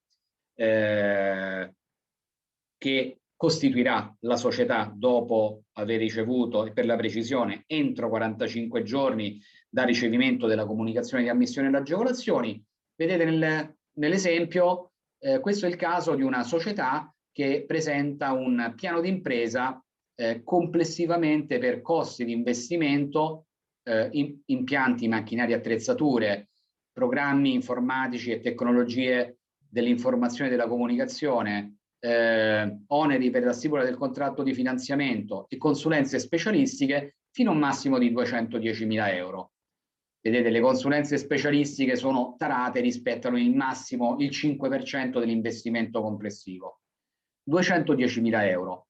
Inoltre vi ho detto che il capo 2 riconosce anche l'ammissibilità di costi a titolo di capitale circolante. Questi costi non possono superare il 20% del totale dell'investimento e quindi su 210.000 euro il 20% giunge e arriva fino a 42.000 euro. Totale piano d'impresa 252.000 euro. I contributi concessi mix sono così ripartiti. Contributo a fondo perduto, massimo 20% della somma della macrovoce B, macchinari, C, programmi informatici, D, brevetti, licenze d'uso, in questo caso pari a 0, e quindi abbiamo 100 più 45, 145.000 euro, 20%, arriviamo a 29.000 euro di fondo perduto. E la parte rimanente, per arrivare al 90% complessivo, è il finanziamento agevolato pari a 197.800 euro.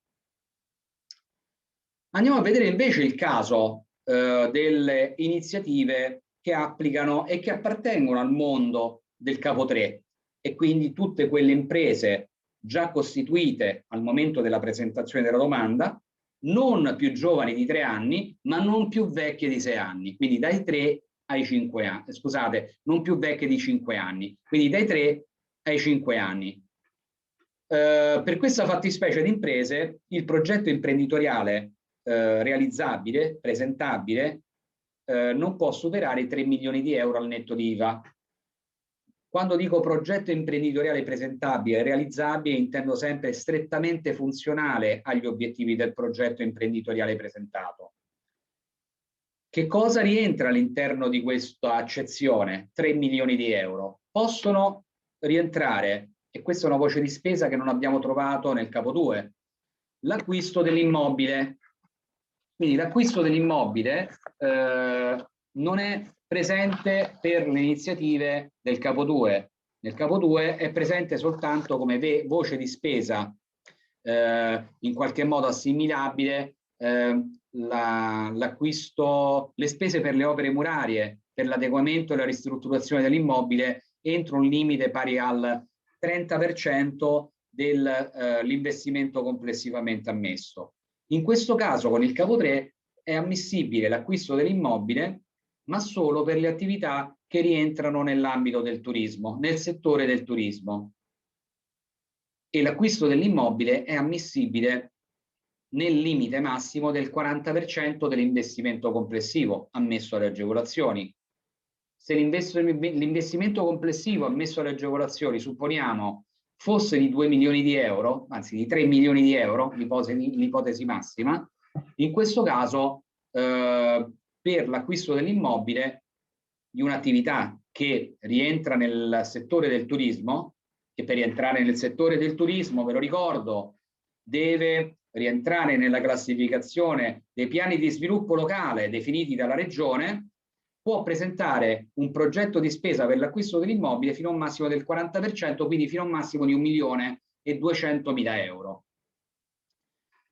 Sono ammissibili anche le opere di adeguamento e di ristrutturazione dell'immobile entro il 30% dell'investimento ammissibile, così come l'acquisto di macchinari ed attrezzature nuovi di fabbrica, ivi inclusi quelli necessari per l'erogazione dei servizi con la fornitura della sharing economy, purché strettamente necessari all'attività oggetto dell'iniziativa agevolata, dimensionati alla effettiva necessità produttiva e identificabili singolarmente.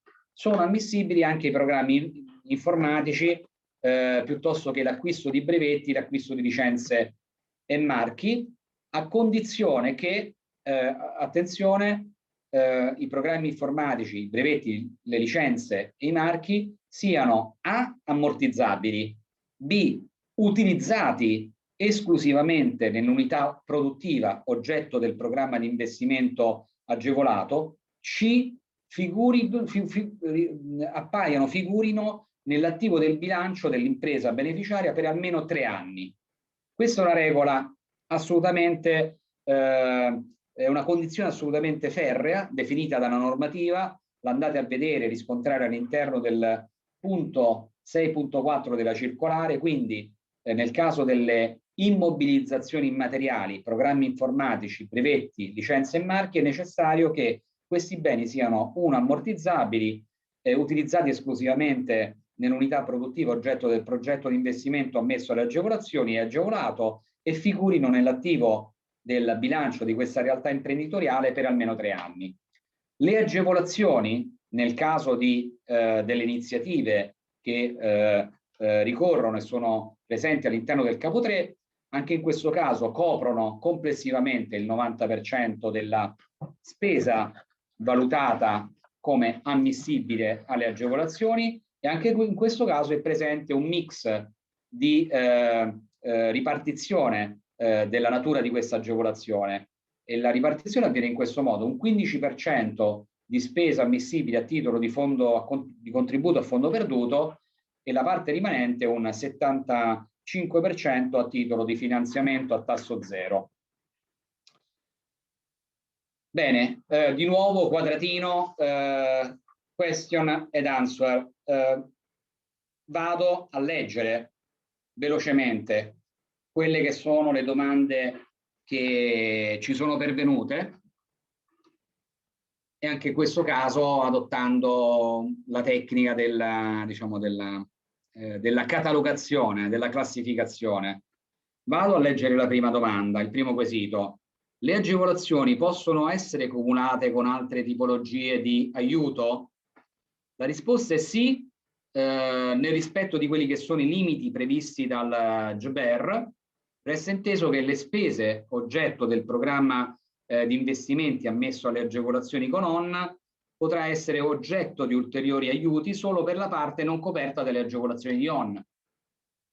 Quindi questo aspetto è fondamentale. Ne consegue quindi che la verifica di compatibilità delle agevolazioni ottenute a valere sulla misura ON con le altre forme di aiuto sarà a carico di quelli che sono i soggetti preposti al riconoscimento degli ulteriori aiuti, delle ulteriori agevolazioni.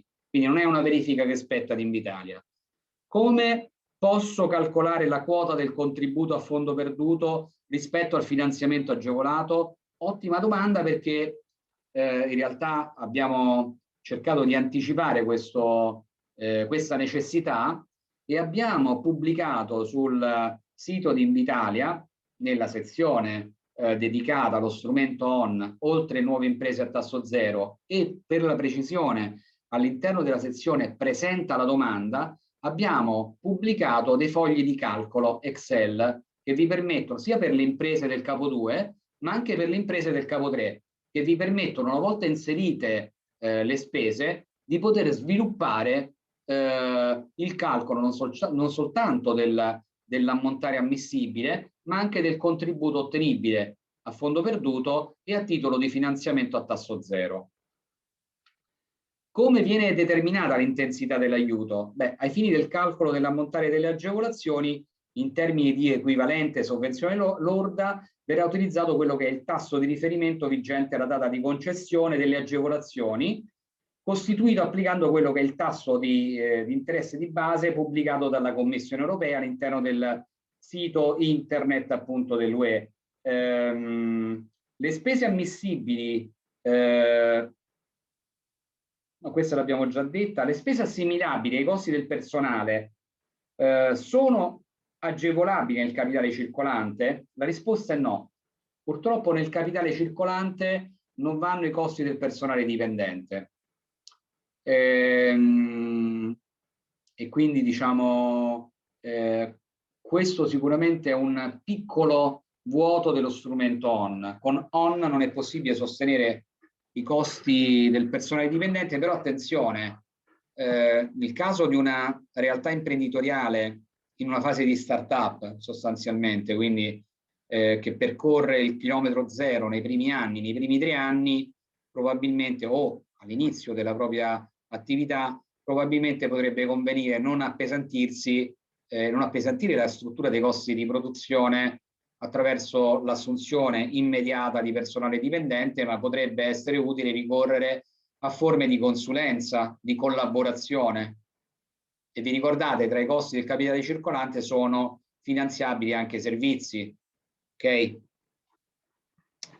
Il limite del 1,5 milioni di euro sulle spese ammissibili riguarda solo gli investimenti? No, questo limite riguarda sia investimenti che il capitale circolante. Il totale complessivo, quindi voci di spesa di investimento, impianti, macchinari, attrezzature, opere murarie, piuttosto che l'acquisto dell'immobile nel caso del capo 3, programmi informatici, servizi per le tecnologie dell'informazione e della comunicazione, gli oneri notarili e le consulenze nel caso del capo 2 non sono sufficienti a determinare il limite. Il limite deve tener conto anche della somma del capitale circolante. Il capitale circolante, ve lo ricordo, è pari al 20% del totale di queste spese ed è riconoscibile soltanto per le iniziative che applicano e che ricorrono all'interno del capo 2.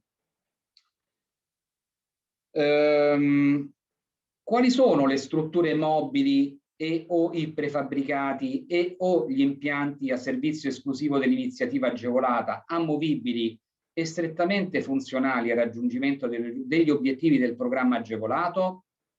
Beh, per tutte le iniziative, e quindi in questo caso non c'è alcuna differenza, presentate a valere sia sul capo 2 che sul capo 3, nell'ambito della macrovoce impianti, macchinari e attrezzature rientrano tutti quegli investimenti strettamente funzionali allo svolgimento dell'attività, inclusi anche ad esempio l'acquisto di case mobili, piuttosto che strutture prefabbricate temporanee impiegate nell'ambito del settore turistico ricettivo, piuttosto che le attrezzature speciali nell'ambito degli impianti sportivi, ad esempio le pareti di arrampicata. Noi abbiamo ricevuto diversi progetti di questo genere, piuttosto che ultimamente siamo sommersi anche con altri strumenti delle iniziative in ambito sportivo legate allo sport del padel.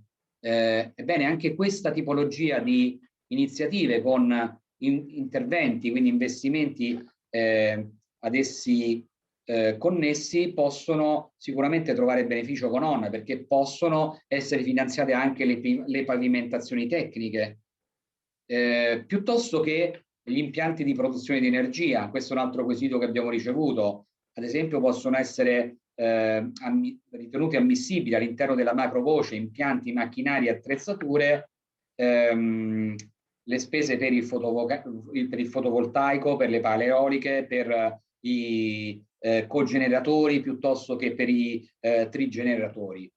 Altra domanda, altro quesito: cosa si intende per licenze? Beh, si intendono tutte le iniziative presentate che prevedono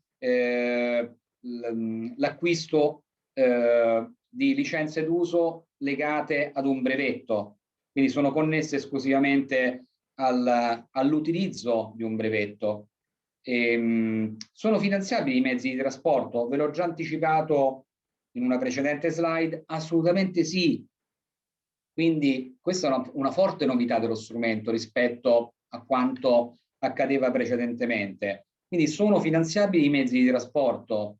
Sì, purché strettamente necessari e funzionali al ciclo di produzione o all'erogazione dei servizi oggetto del progetto di spesa ammesso alle agevolazioni.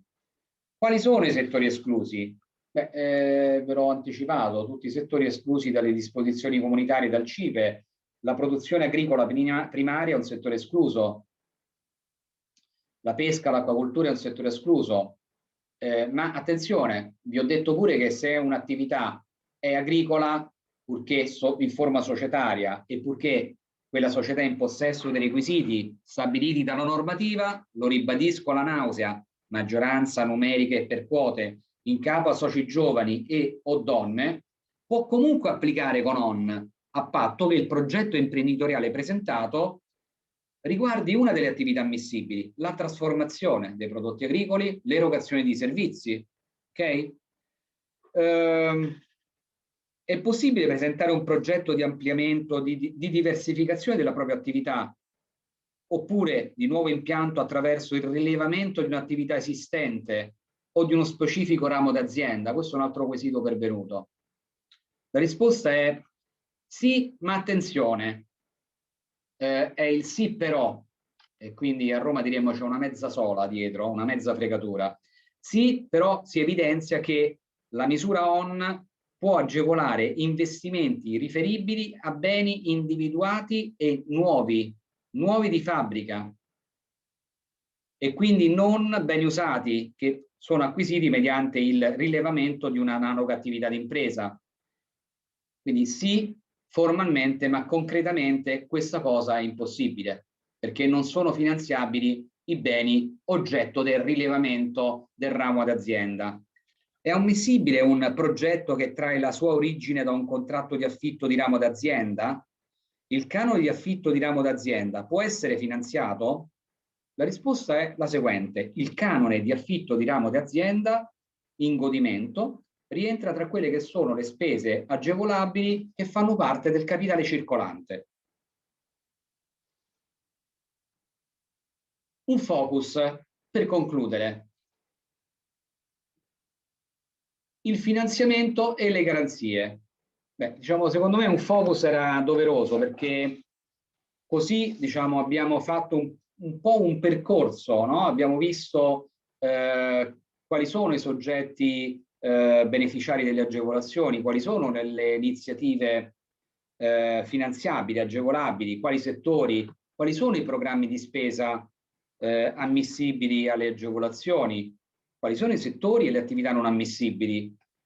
Ma adesso entriamo un pochino nell'approfondimento, e in particolar modo il focus è primo argomento sul finanziamento e le garanzie.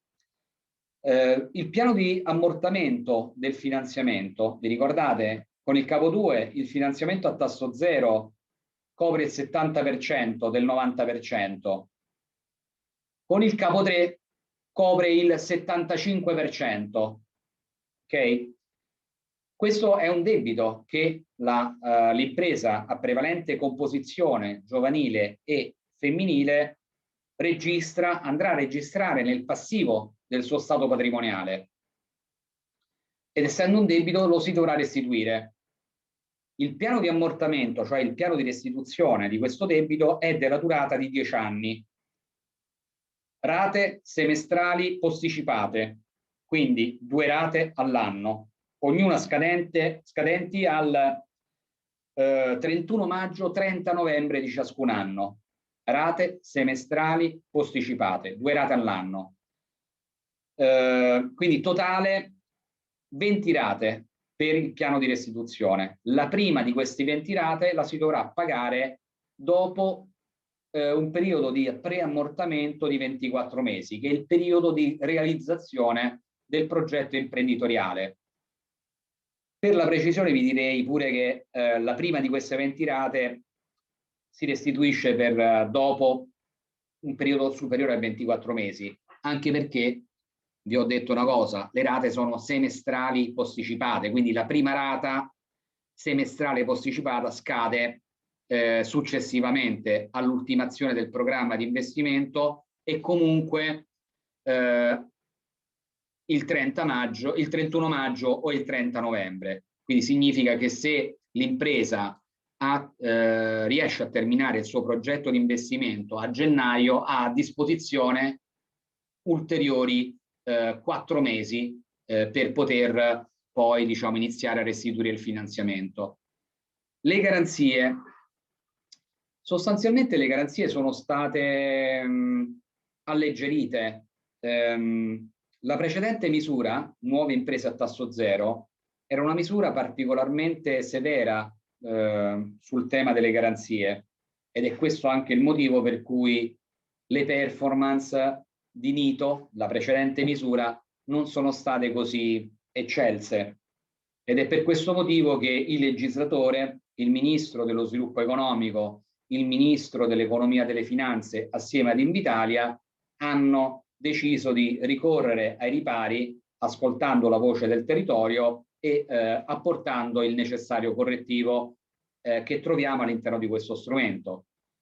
Le garanzie sono così ripartite: per finanziamenti fino a 250.000 euro, il finanziamento è assistito da privilegio generale. Il privilegio non ha nessun costo. Privilegio generale significa che per un progetto di questo, che cuba un finanziamento fino ad un massimo di 250.000 euro, il beneficiario delle agevolazioni non dovrà fare altro che stamparsi l'elenco dei beni di investimento, recarsi alla cancelleria del tribunale di competenza e richiedere alla cancelleria di apporre un timbro che evidenzia che l'elenco dei beni ha un privilegio generale a favore di Invitalia.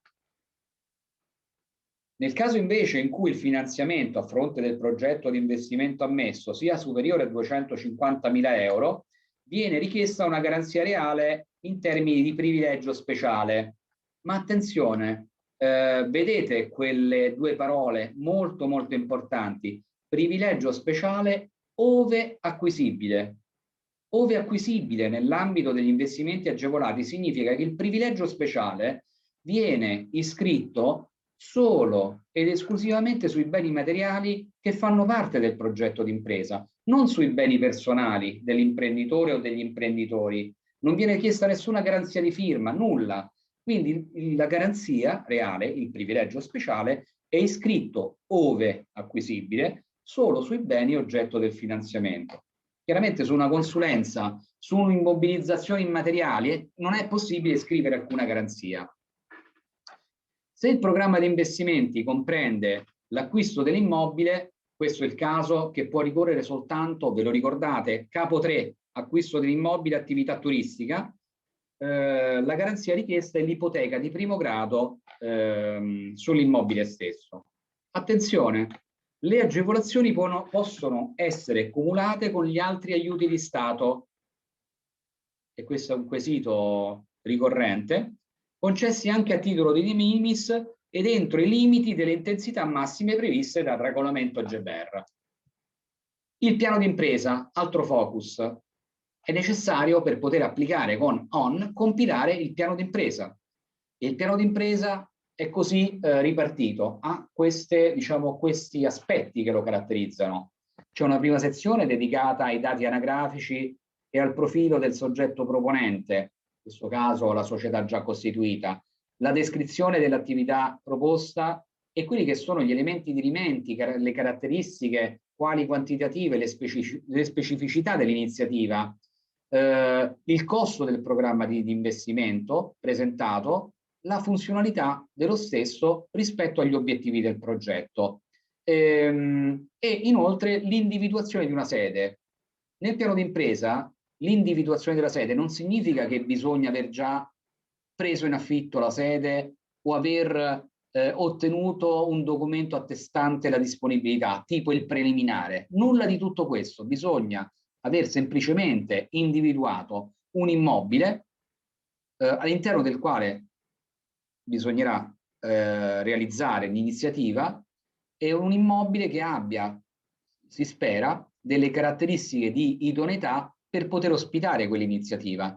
L'immobile non deve essere occupato. Noi poi, l'immobile indicato lo andremo a verificare in questo momento in modalità virtuale, però i potenti mezzi della tecnologia in fase di istruttoria ci consentono anche di capire e di verificare se l'immobile indicato effettivamente ha quelle caratteristiche e soprattutto è libero da altre attività.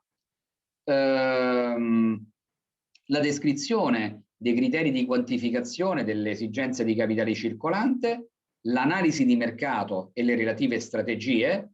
Per analisi di mercato si intende la definizione del mercato di riferimento le tendenze di quel mercato per l'attività che si ha intenzione di realizzare, il grado di concentrazione, l'individuazione dei target clienti, dei servizi, dei prodotti, dell'offerta dell'iniziativa proponente, le caratteristiche di innovatività e non tecnologica, di innovazione dei propri servizi, della propria offerta, cioè la capacità di poter andare ad offrire ai target clienti individuati prodotti, servizi, soluzioni che siano in grado di poter soddisfare in maniera migliore i bisogni di questi target rispetto a quanto stiano già facendo in quel preciso momento storico i competitor diretti o indiretti presenti all'interno del mercato di riferimento. L'analisi dei competitor, la loro offerta e le strategie di penetrazione del mercato e di difendibilità del vantaggio competitivo, per poi chiudere con gli aspetti tecnico-produttivi ed organizzativi e gli aspetti economico-finanziari. Come valutiamo i piani di impresa, le iniziative presentate dai soggetti proponenti? Le agevolazioni sono concesse sulla base di una procedura a sportello, come vi ho detto, quindi le domande sono presentate e sono valutate secondo l'ordine cronologico di presentazione. La valutazione si divide in due fasi. Una prima fase riguarda la verifica del possesso dei requisiti formali e quindi sostanzialmente Invitalia verifica che la società o il team imprenditoriale delle persone fisiche proponenti sia costituito in maggioranza numerica e per quote di partecipazione da soci giovani, under 36 o donne di qualunque età. Verifica che il progetto imprenditoriale capo 2 non sia superiore al 1,5 milioni di euro, capo 3 non superiore ai 3 milioni di euro. Insomma, diciamo, ci sono queste verifiche che, ad esempio, il settore indicato per svolgere l'attività rientri tra quelli ammissibili. Superata la verifica di accoglibilità, si apre la verifica di merito. E la verifica di merito viene suddivisa in due fasi. C'è una prima fase che comprende un primo colloquio con i proponenti ed è finalizzato questo primo colloquio ad approfondire tutti gli aspetti del piano d'impresa che è stato presentato ed è basato, diciamo, questo colloquio sui seguenti aspetti: adeguatezza delle competenze tecniche e organizzative e gestionali del team proponente rispetto all'attività da realizzare. B. Coerenza del progetto imprenditoriale proposto con quelli che sono gli aspetti tecnico-produttivi ed organizzativi funzionali alla realizzazione dell'attività imprenditoriale proposta. C, quindi terzo punto, coerenza del progetto proposto con quelle che sono le potenzialità del mercato di riferimento. Questa prima fase, relativa alla valutazione di merito, si conclude in un tempo massimo di 45 giorni. Nel caso in cui le verifiche si concludano con un esito negativo, Invitalia invia tramite PEC al soggetto proponente una comunicazione dei motivi ostativi all'accoglimento, all'ammissibilità dell'iniziativa. E questa comunicazione rispetta quelli che sono i requisiti previsti, sanciti dal provvedimento amministrativo, vale a dire l'articolo 10 bis della legge 241 del 1990. Quindi inviare la comunicazione dei motivi ostativi non è una bocciatura, ma è semplicemente un inviare una comunicazione attraverso la quale Invitalia dice al soggetto proponente l'iniziativa che mi hai presentato non mi convince su questi aspetti, su questi punti, e ti li esplicito, ti racconto che cosa non mi ha convinto e in più ti fornisco, in virtù della legge 241 del 90, 10 giorni di tempo da ricevimento della comunicazione per poter controdedurre, per poter fornire le osservazioni scritte utili a sanare quei dubbi, quelle perplessità. Quindi non è una bocciatura, ma è un cosiddetto no però. Nel caso in cui a seguito dell'invio delle controdeduzioni le verifiche si concludano positivamente, Invitalia invia al soggetto proponente una PEC e in particolar modo una comunicazione in cui provvede a richiedere al soggetto proponente la documentazione necessaria per poter svolgere il secondo colloquio. Il secondo colloquio è un colloquio tecnico, ma molto più, diciamo, posso dire, anche se inesatto, amicale. Cioè Invitalia dialoga a questo punto, giunti a questa fase, in maniera trasparente con il soggetto proponente, e durante questa fase si aggiusta assieme il progetto imprenditoriale, si definiscono quelle che sono le tipologie di spesa ammissibili e le agevolazioni concedibili. Quindi solo se si supera questa prima fase, relativa appunto alla valutazione di merito, Invitalia richiede al soggetto proponente di produrre dei documenti, e questi documenti sono utili ad Invitalia per poter arrivare alla stipula del contratto di finanziamento, e la documentazione deve essere prodotta in un tempo appunto stabilito dalla normativa. All'esito delle verifiche da espletare entro 45 giorni, Invitalia adotta quindi successivamente la delibera di ammissione alle agevolazioni e procede alla registrazione e alle verifiche dell'aiuto individuale su quello che è poi il registro degli aiuti di Stato a finalità regionale, e entro 10 giorni dalla predetta adozione Invitalia ne dà comunicazione al soggetto proponente. Quindi in caso di ammissione alle agevolazioni, Invitalia provvede a richiedere al soggetto proponente dei documenti che permettono all'agenzia di poter arrivare alla stipula del contratto di finanziamento. Cosa valutiamo in particolar modo? Valutiamo il team imprenditoriale. Sappiate soprattutto, questo è il caso delle imprese che ricorrono e sono presenti nel capo 2, soprattutto per i team di persone fisiche, quindi le imprese ancora non costituite, che nel 90% dei casi queste realtà imprenditoriali costituende non hanno metriche, non hanno dati storici, non hanno bilanci da poter proporre e produrre ad Invitalia. Pertanto Invitalia non può che porre l'accento su ciò che è effettivamente toccabile in quel preciso momento storico, vale a dire il team imprenditoriale. Il team imprenditoriale, il capitale umano, è il primo criterio di valutazione, ed è assolutamente doveroso non soltanto per le imprese del capo 2, anche per quelle del capo 3, sottolineare molte volte il dover presentare una proposta progettuale con un team imprenditoriale in grado di poter garantire adeguatamente il presidio di tutte le aree di conduzione dell'iniziativa. Valutiamo la fattibilità e la cantierabilità dell'iniziativa, quindi la coerenza del progetto proposto rispetto naturalmente agli obiettivi che si sono raccontati, che si sono indicati nel progetto stesso, e valutiamo la sostenibilità economico e finanziaria dell'iniziativa, quindi la coerenza del progetto proposto con quelli che sono gli obiettivi di mercato.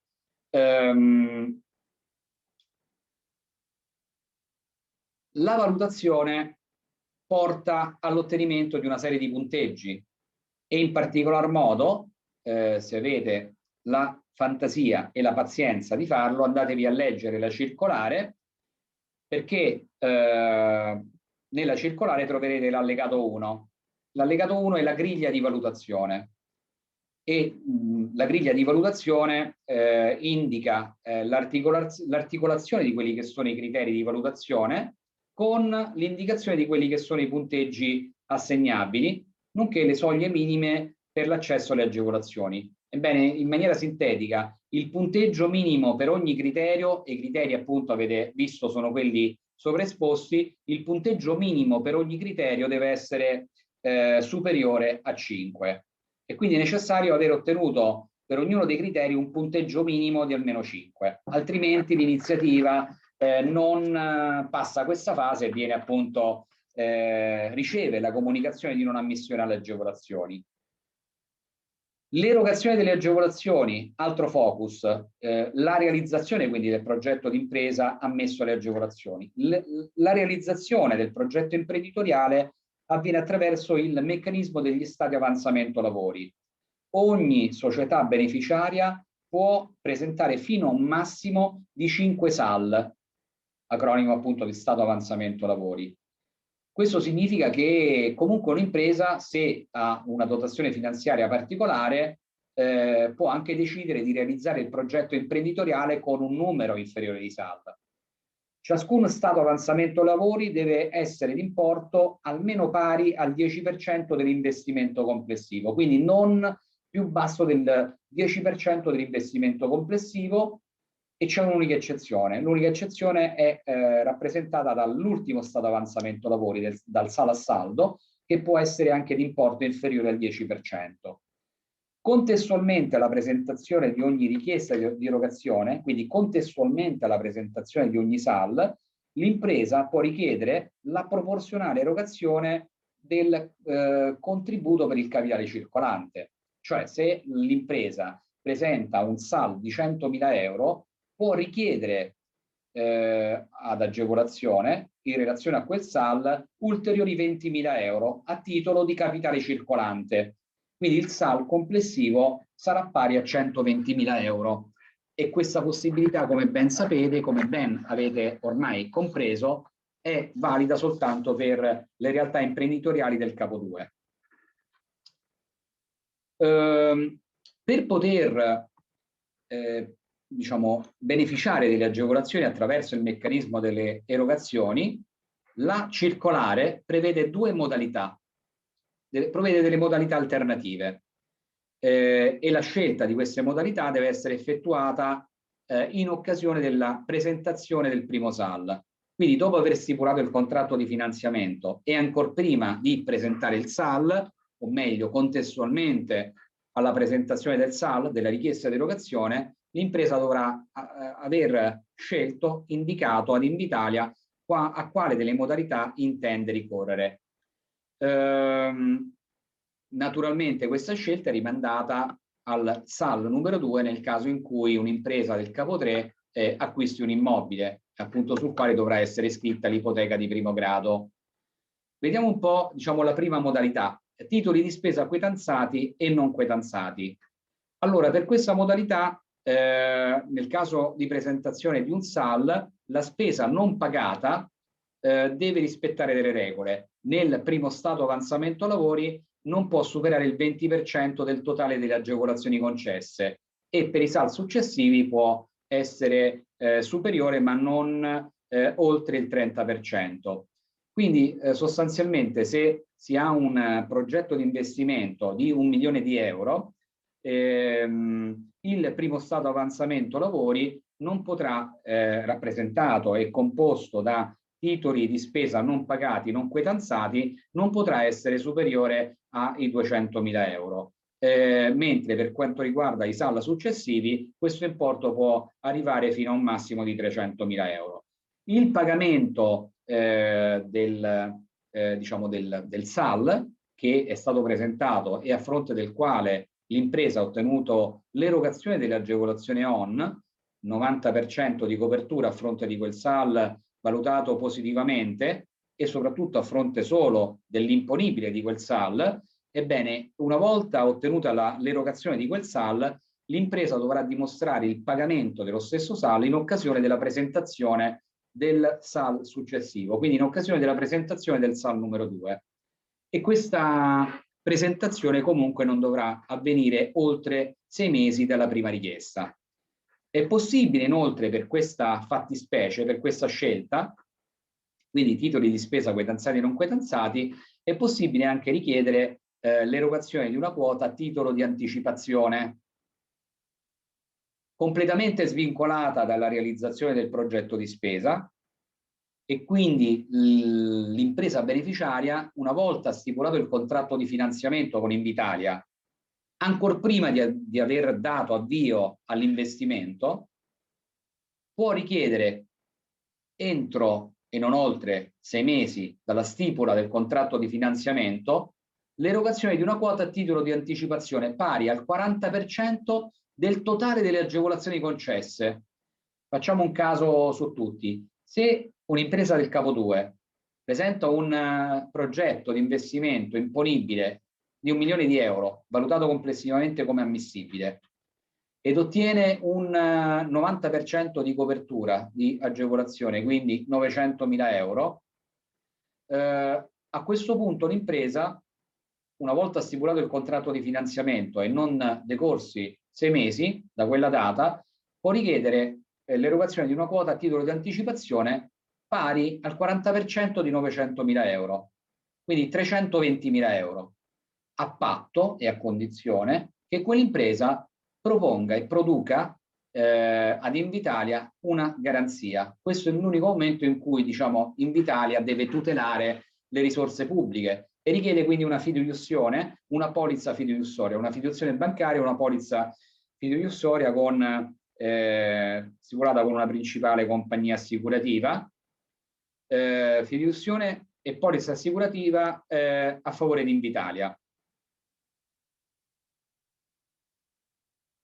L'impresa è tenuta, nel caso in cui abbia ottenuto l'anticipazione, a dover presentare un primo stato avanzamento lavori, un primo SAL, di importo almeno pari a quello dell'anticipazione precedentemente ottenuta. E il primo SAL deve essere completamente quetanzato. Quindi è come dire l'impresa dovrà presentare un primo stato avanzamento lavori dimostrando di aver utilizzato in maniera consona quell'anticipazione per pagare tutto il SAL.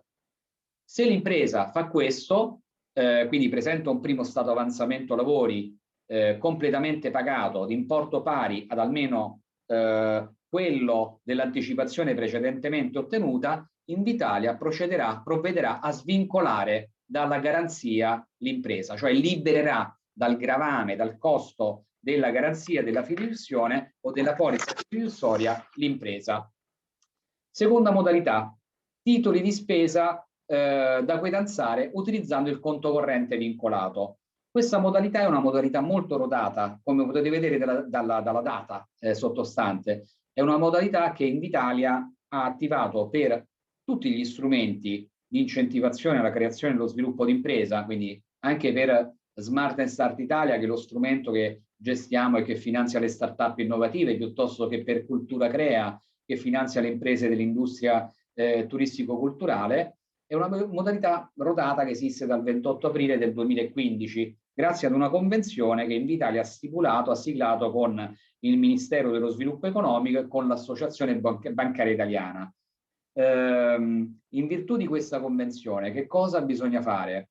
L'impresa, in occasione della presentazione di un SAL, dovrà individuare nell'elenco delle banche convenzionate, l'elenco è molto nutrito, è un elenco corposo che annovera praticamente tutti gli istituti di credito italiani, dovrà scegliere la banca con la quale lavorare. Una volta individuata la banca, l'impresa dovrà aprire presso quella banca un conto corrente vincolato, cioè un conto corrente dedicato esclusivamente alla realizzazione del progetto imprenditoriale ON.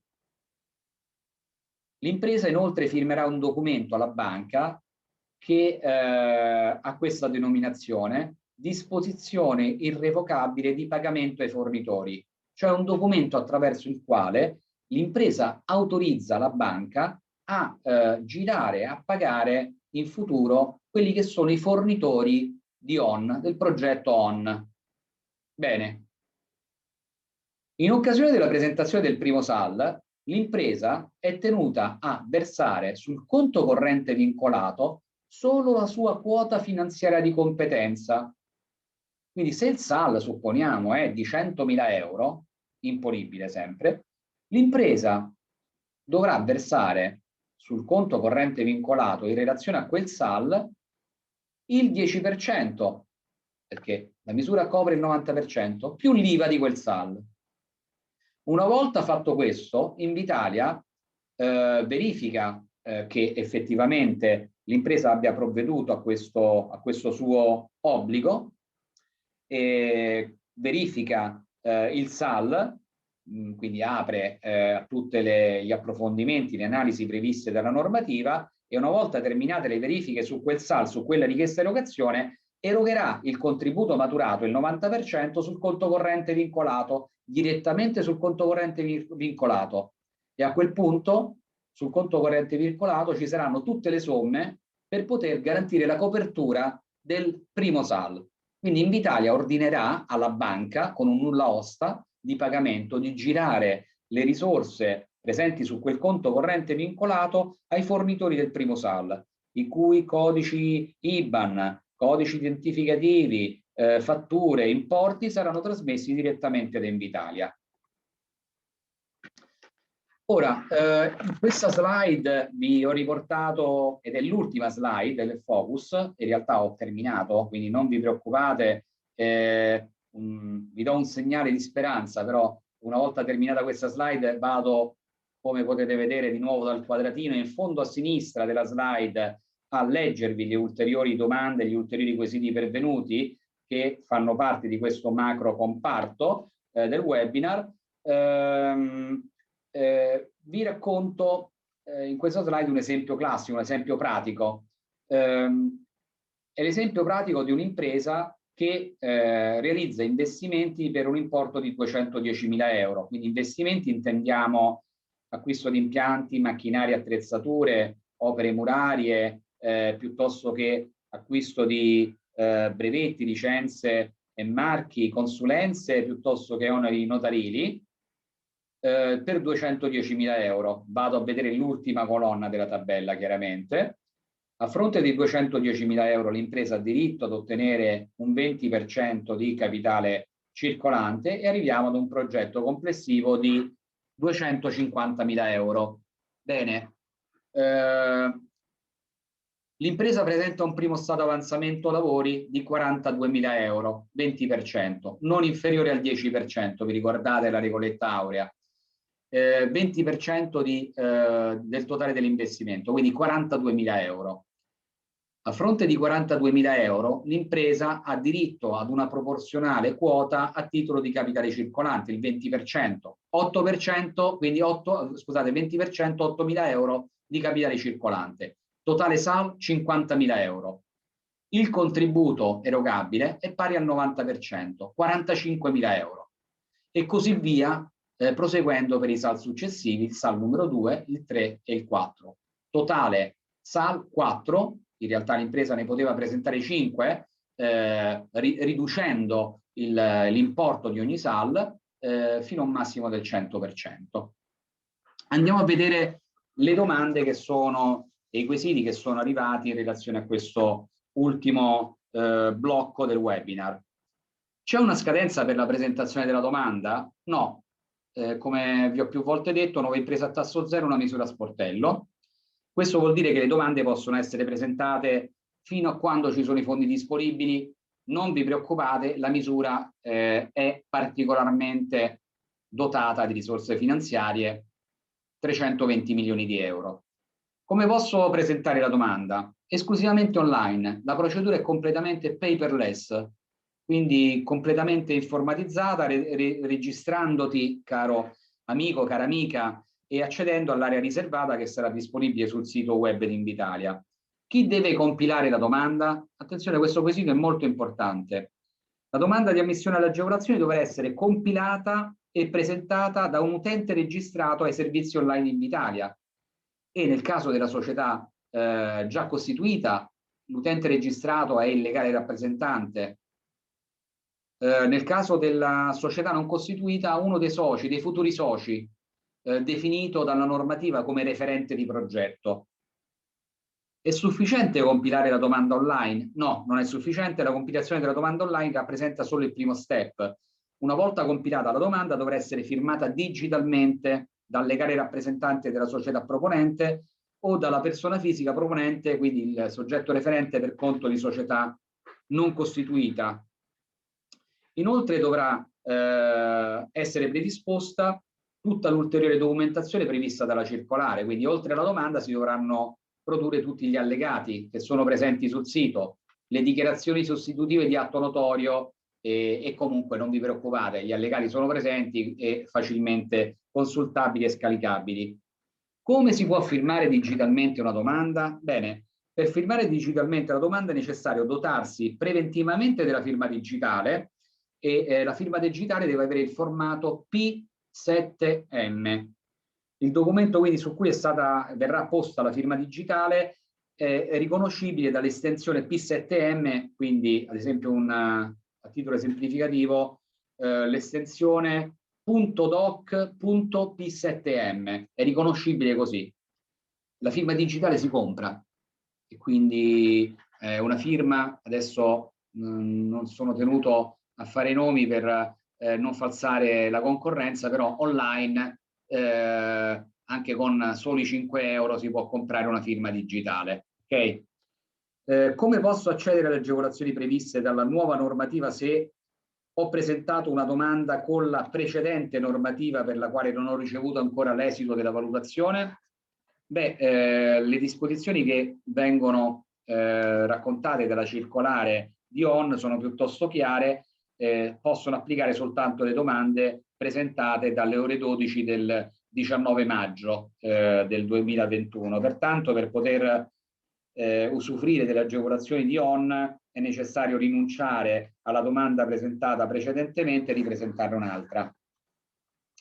Altro quesito: per presentare la domanda devo avere un indirizzo di posta elettronica certificata? La risposta è assolutamente sì. La PEC comunque, diciamo, è preferibile che non abbia non sia una PEC governativa, quindi non abbia estensione @pec.gov.it, ma sia una PEC privata che consenta di dialogare agevolmente, anche perché la PEC governativa non permette, diciamo, di dialogare così apertamente. Cosa si intende per progetto autoconsistente? Più volte ho utilizzato questa espressione.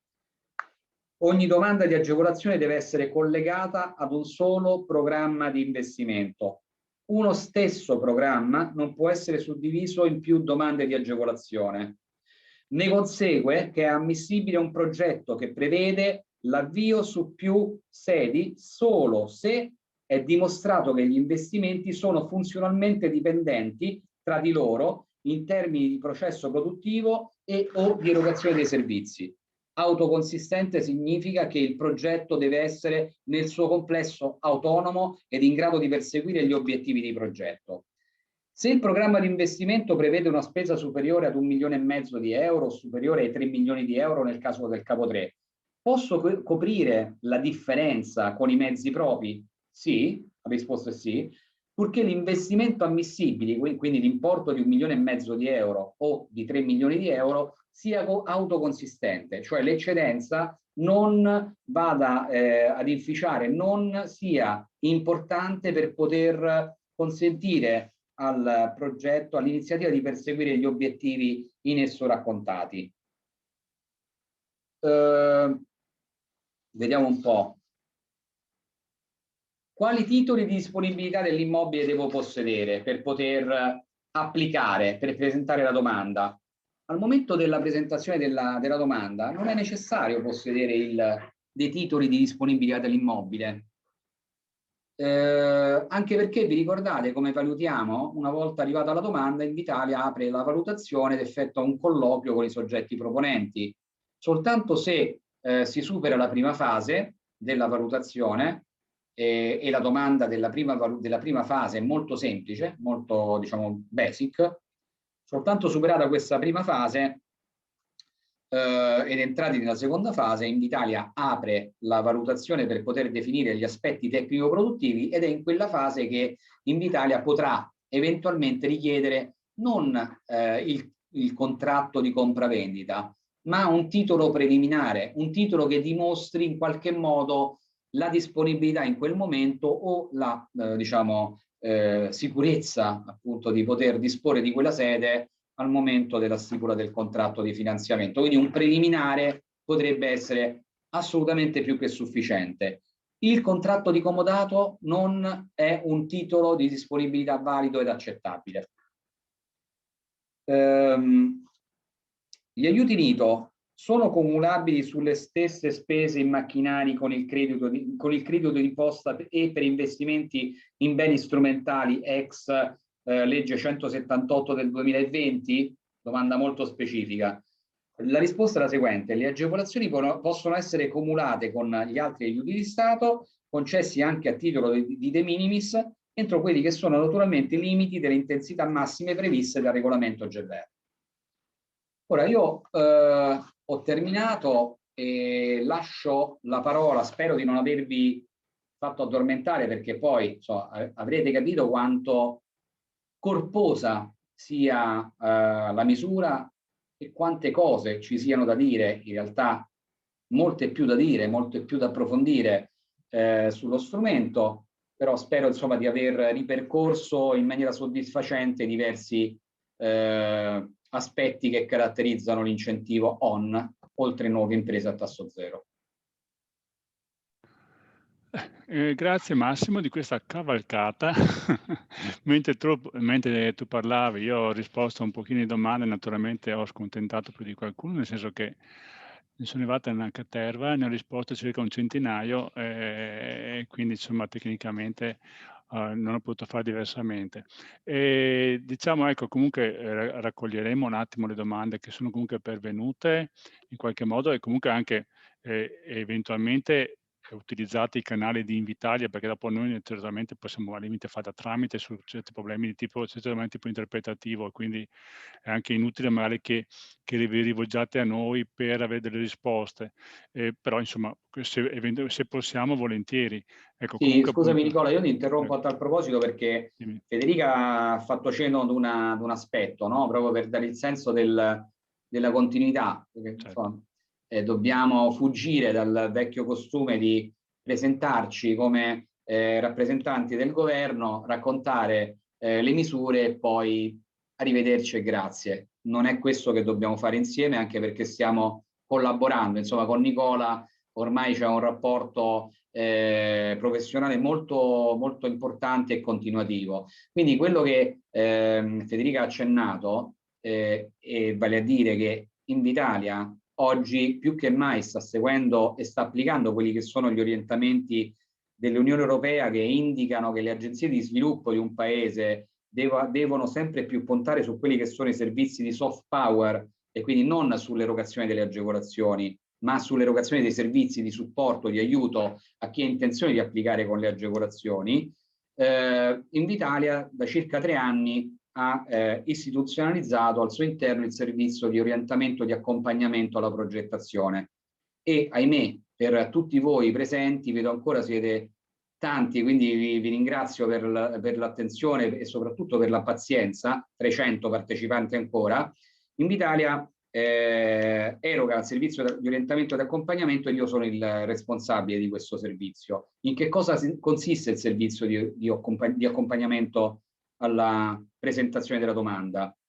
Consiste nell'erogare una serie di incontri one-to-one di confronto dove Invitalia mette in campo i suoi esperti, quindi io coordino un team di esperti che hanno sulle spalle almeno 20 anni di esperienza di valutazione di piani di impresa, per poter verificare assieme i contenuti del proprio piano di impresa.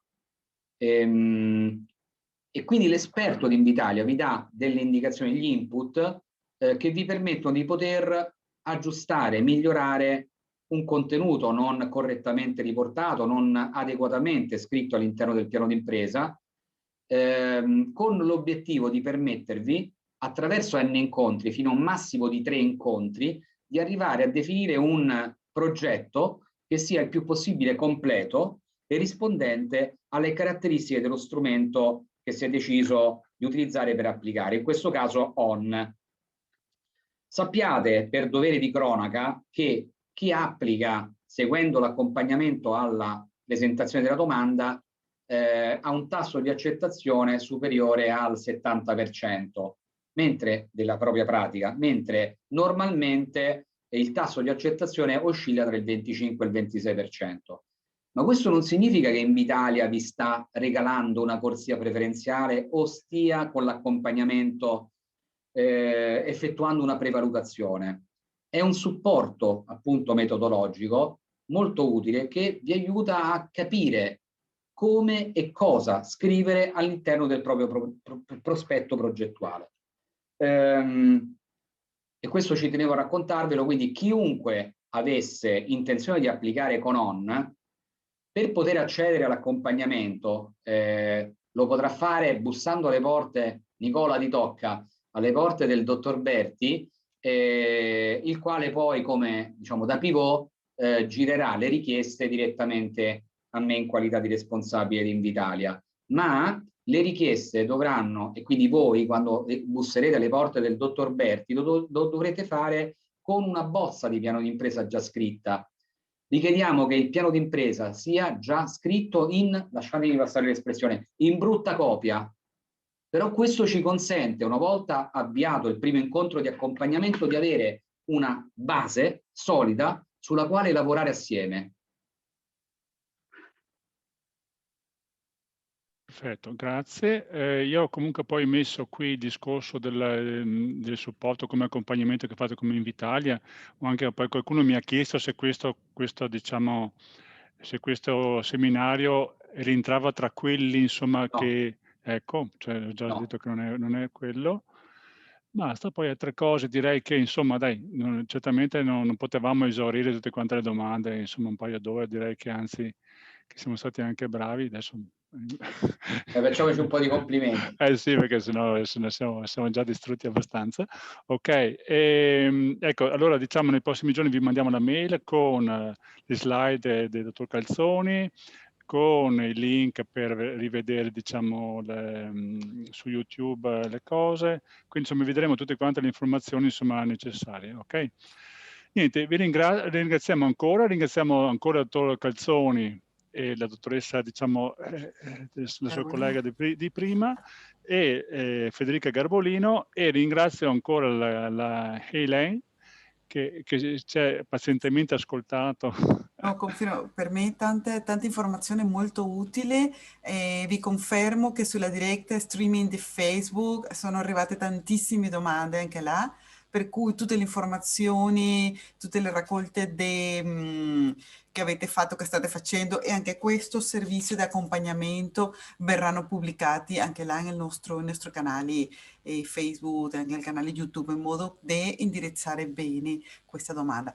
Dottor Calzoni, grazie mille, grazie alla collega Federica, siamo stati veramente grati di avervi accolto oggi.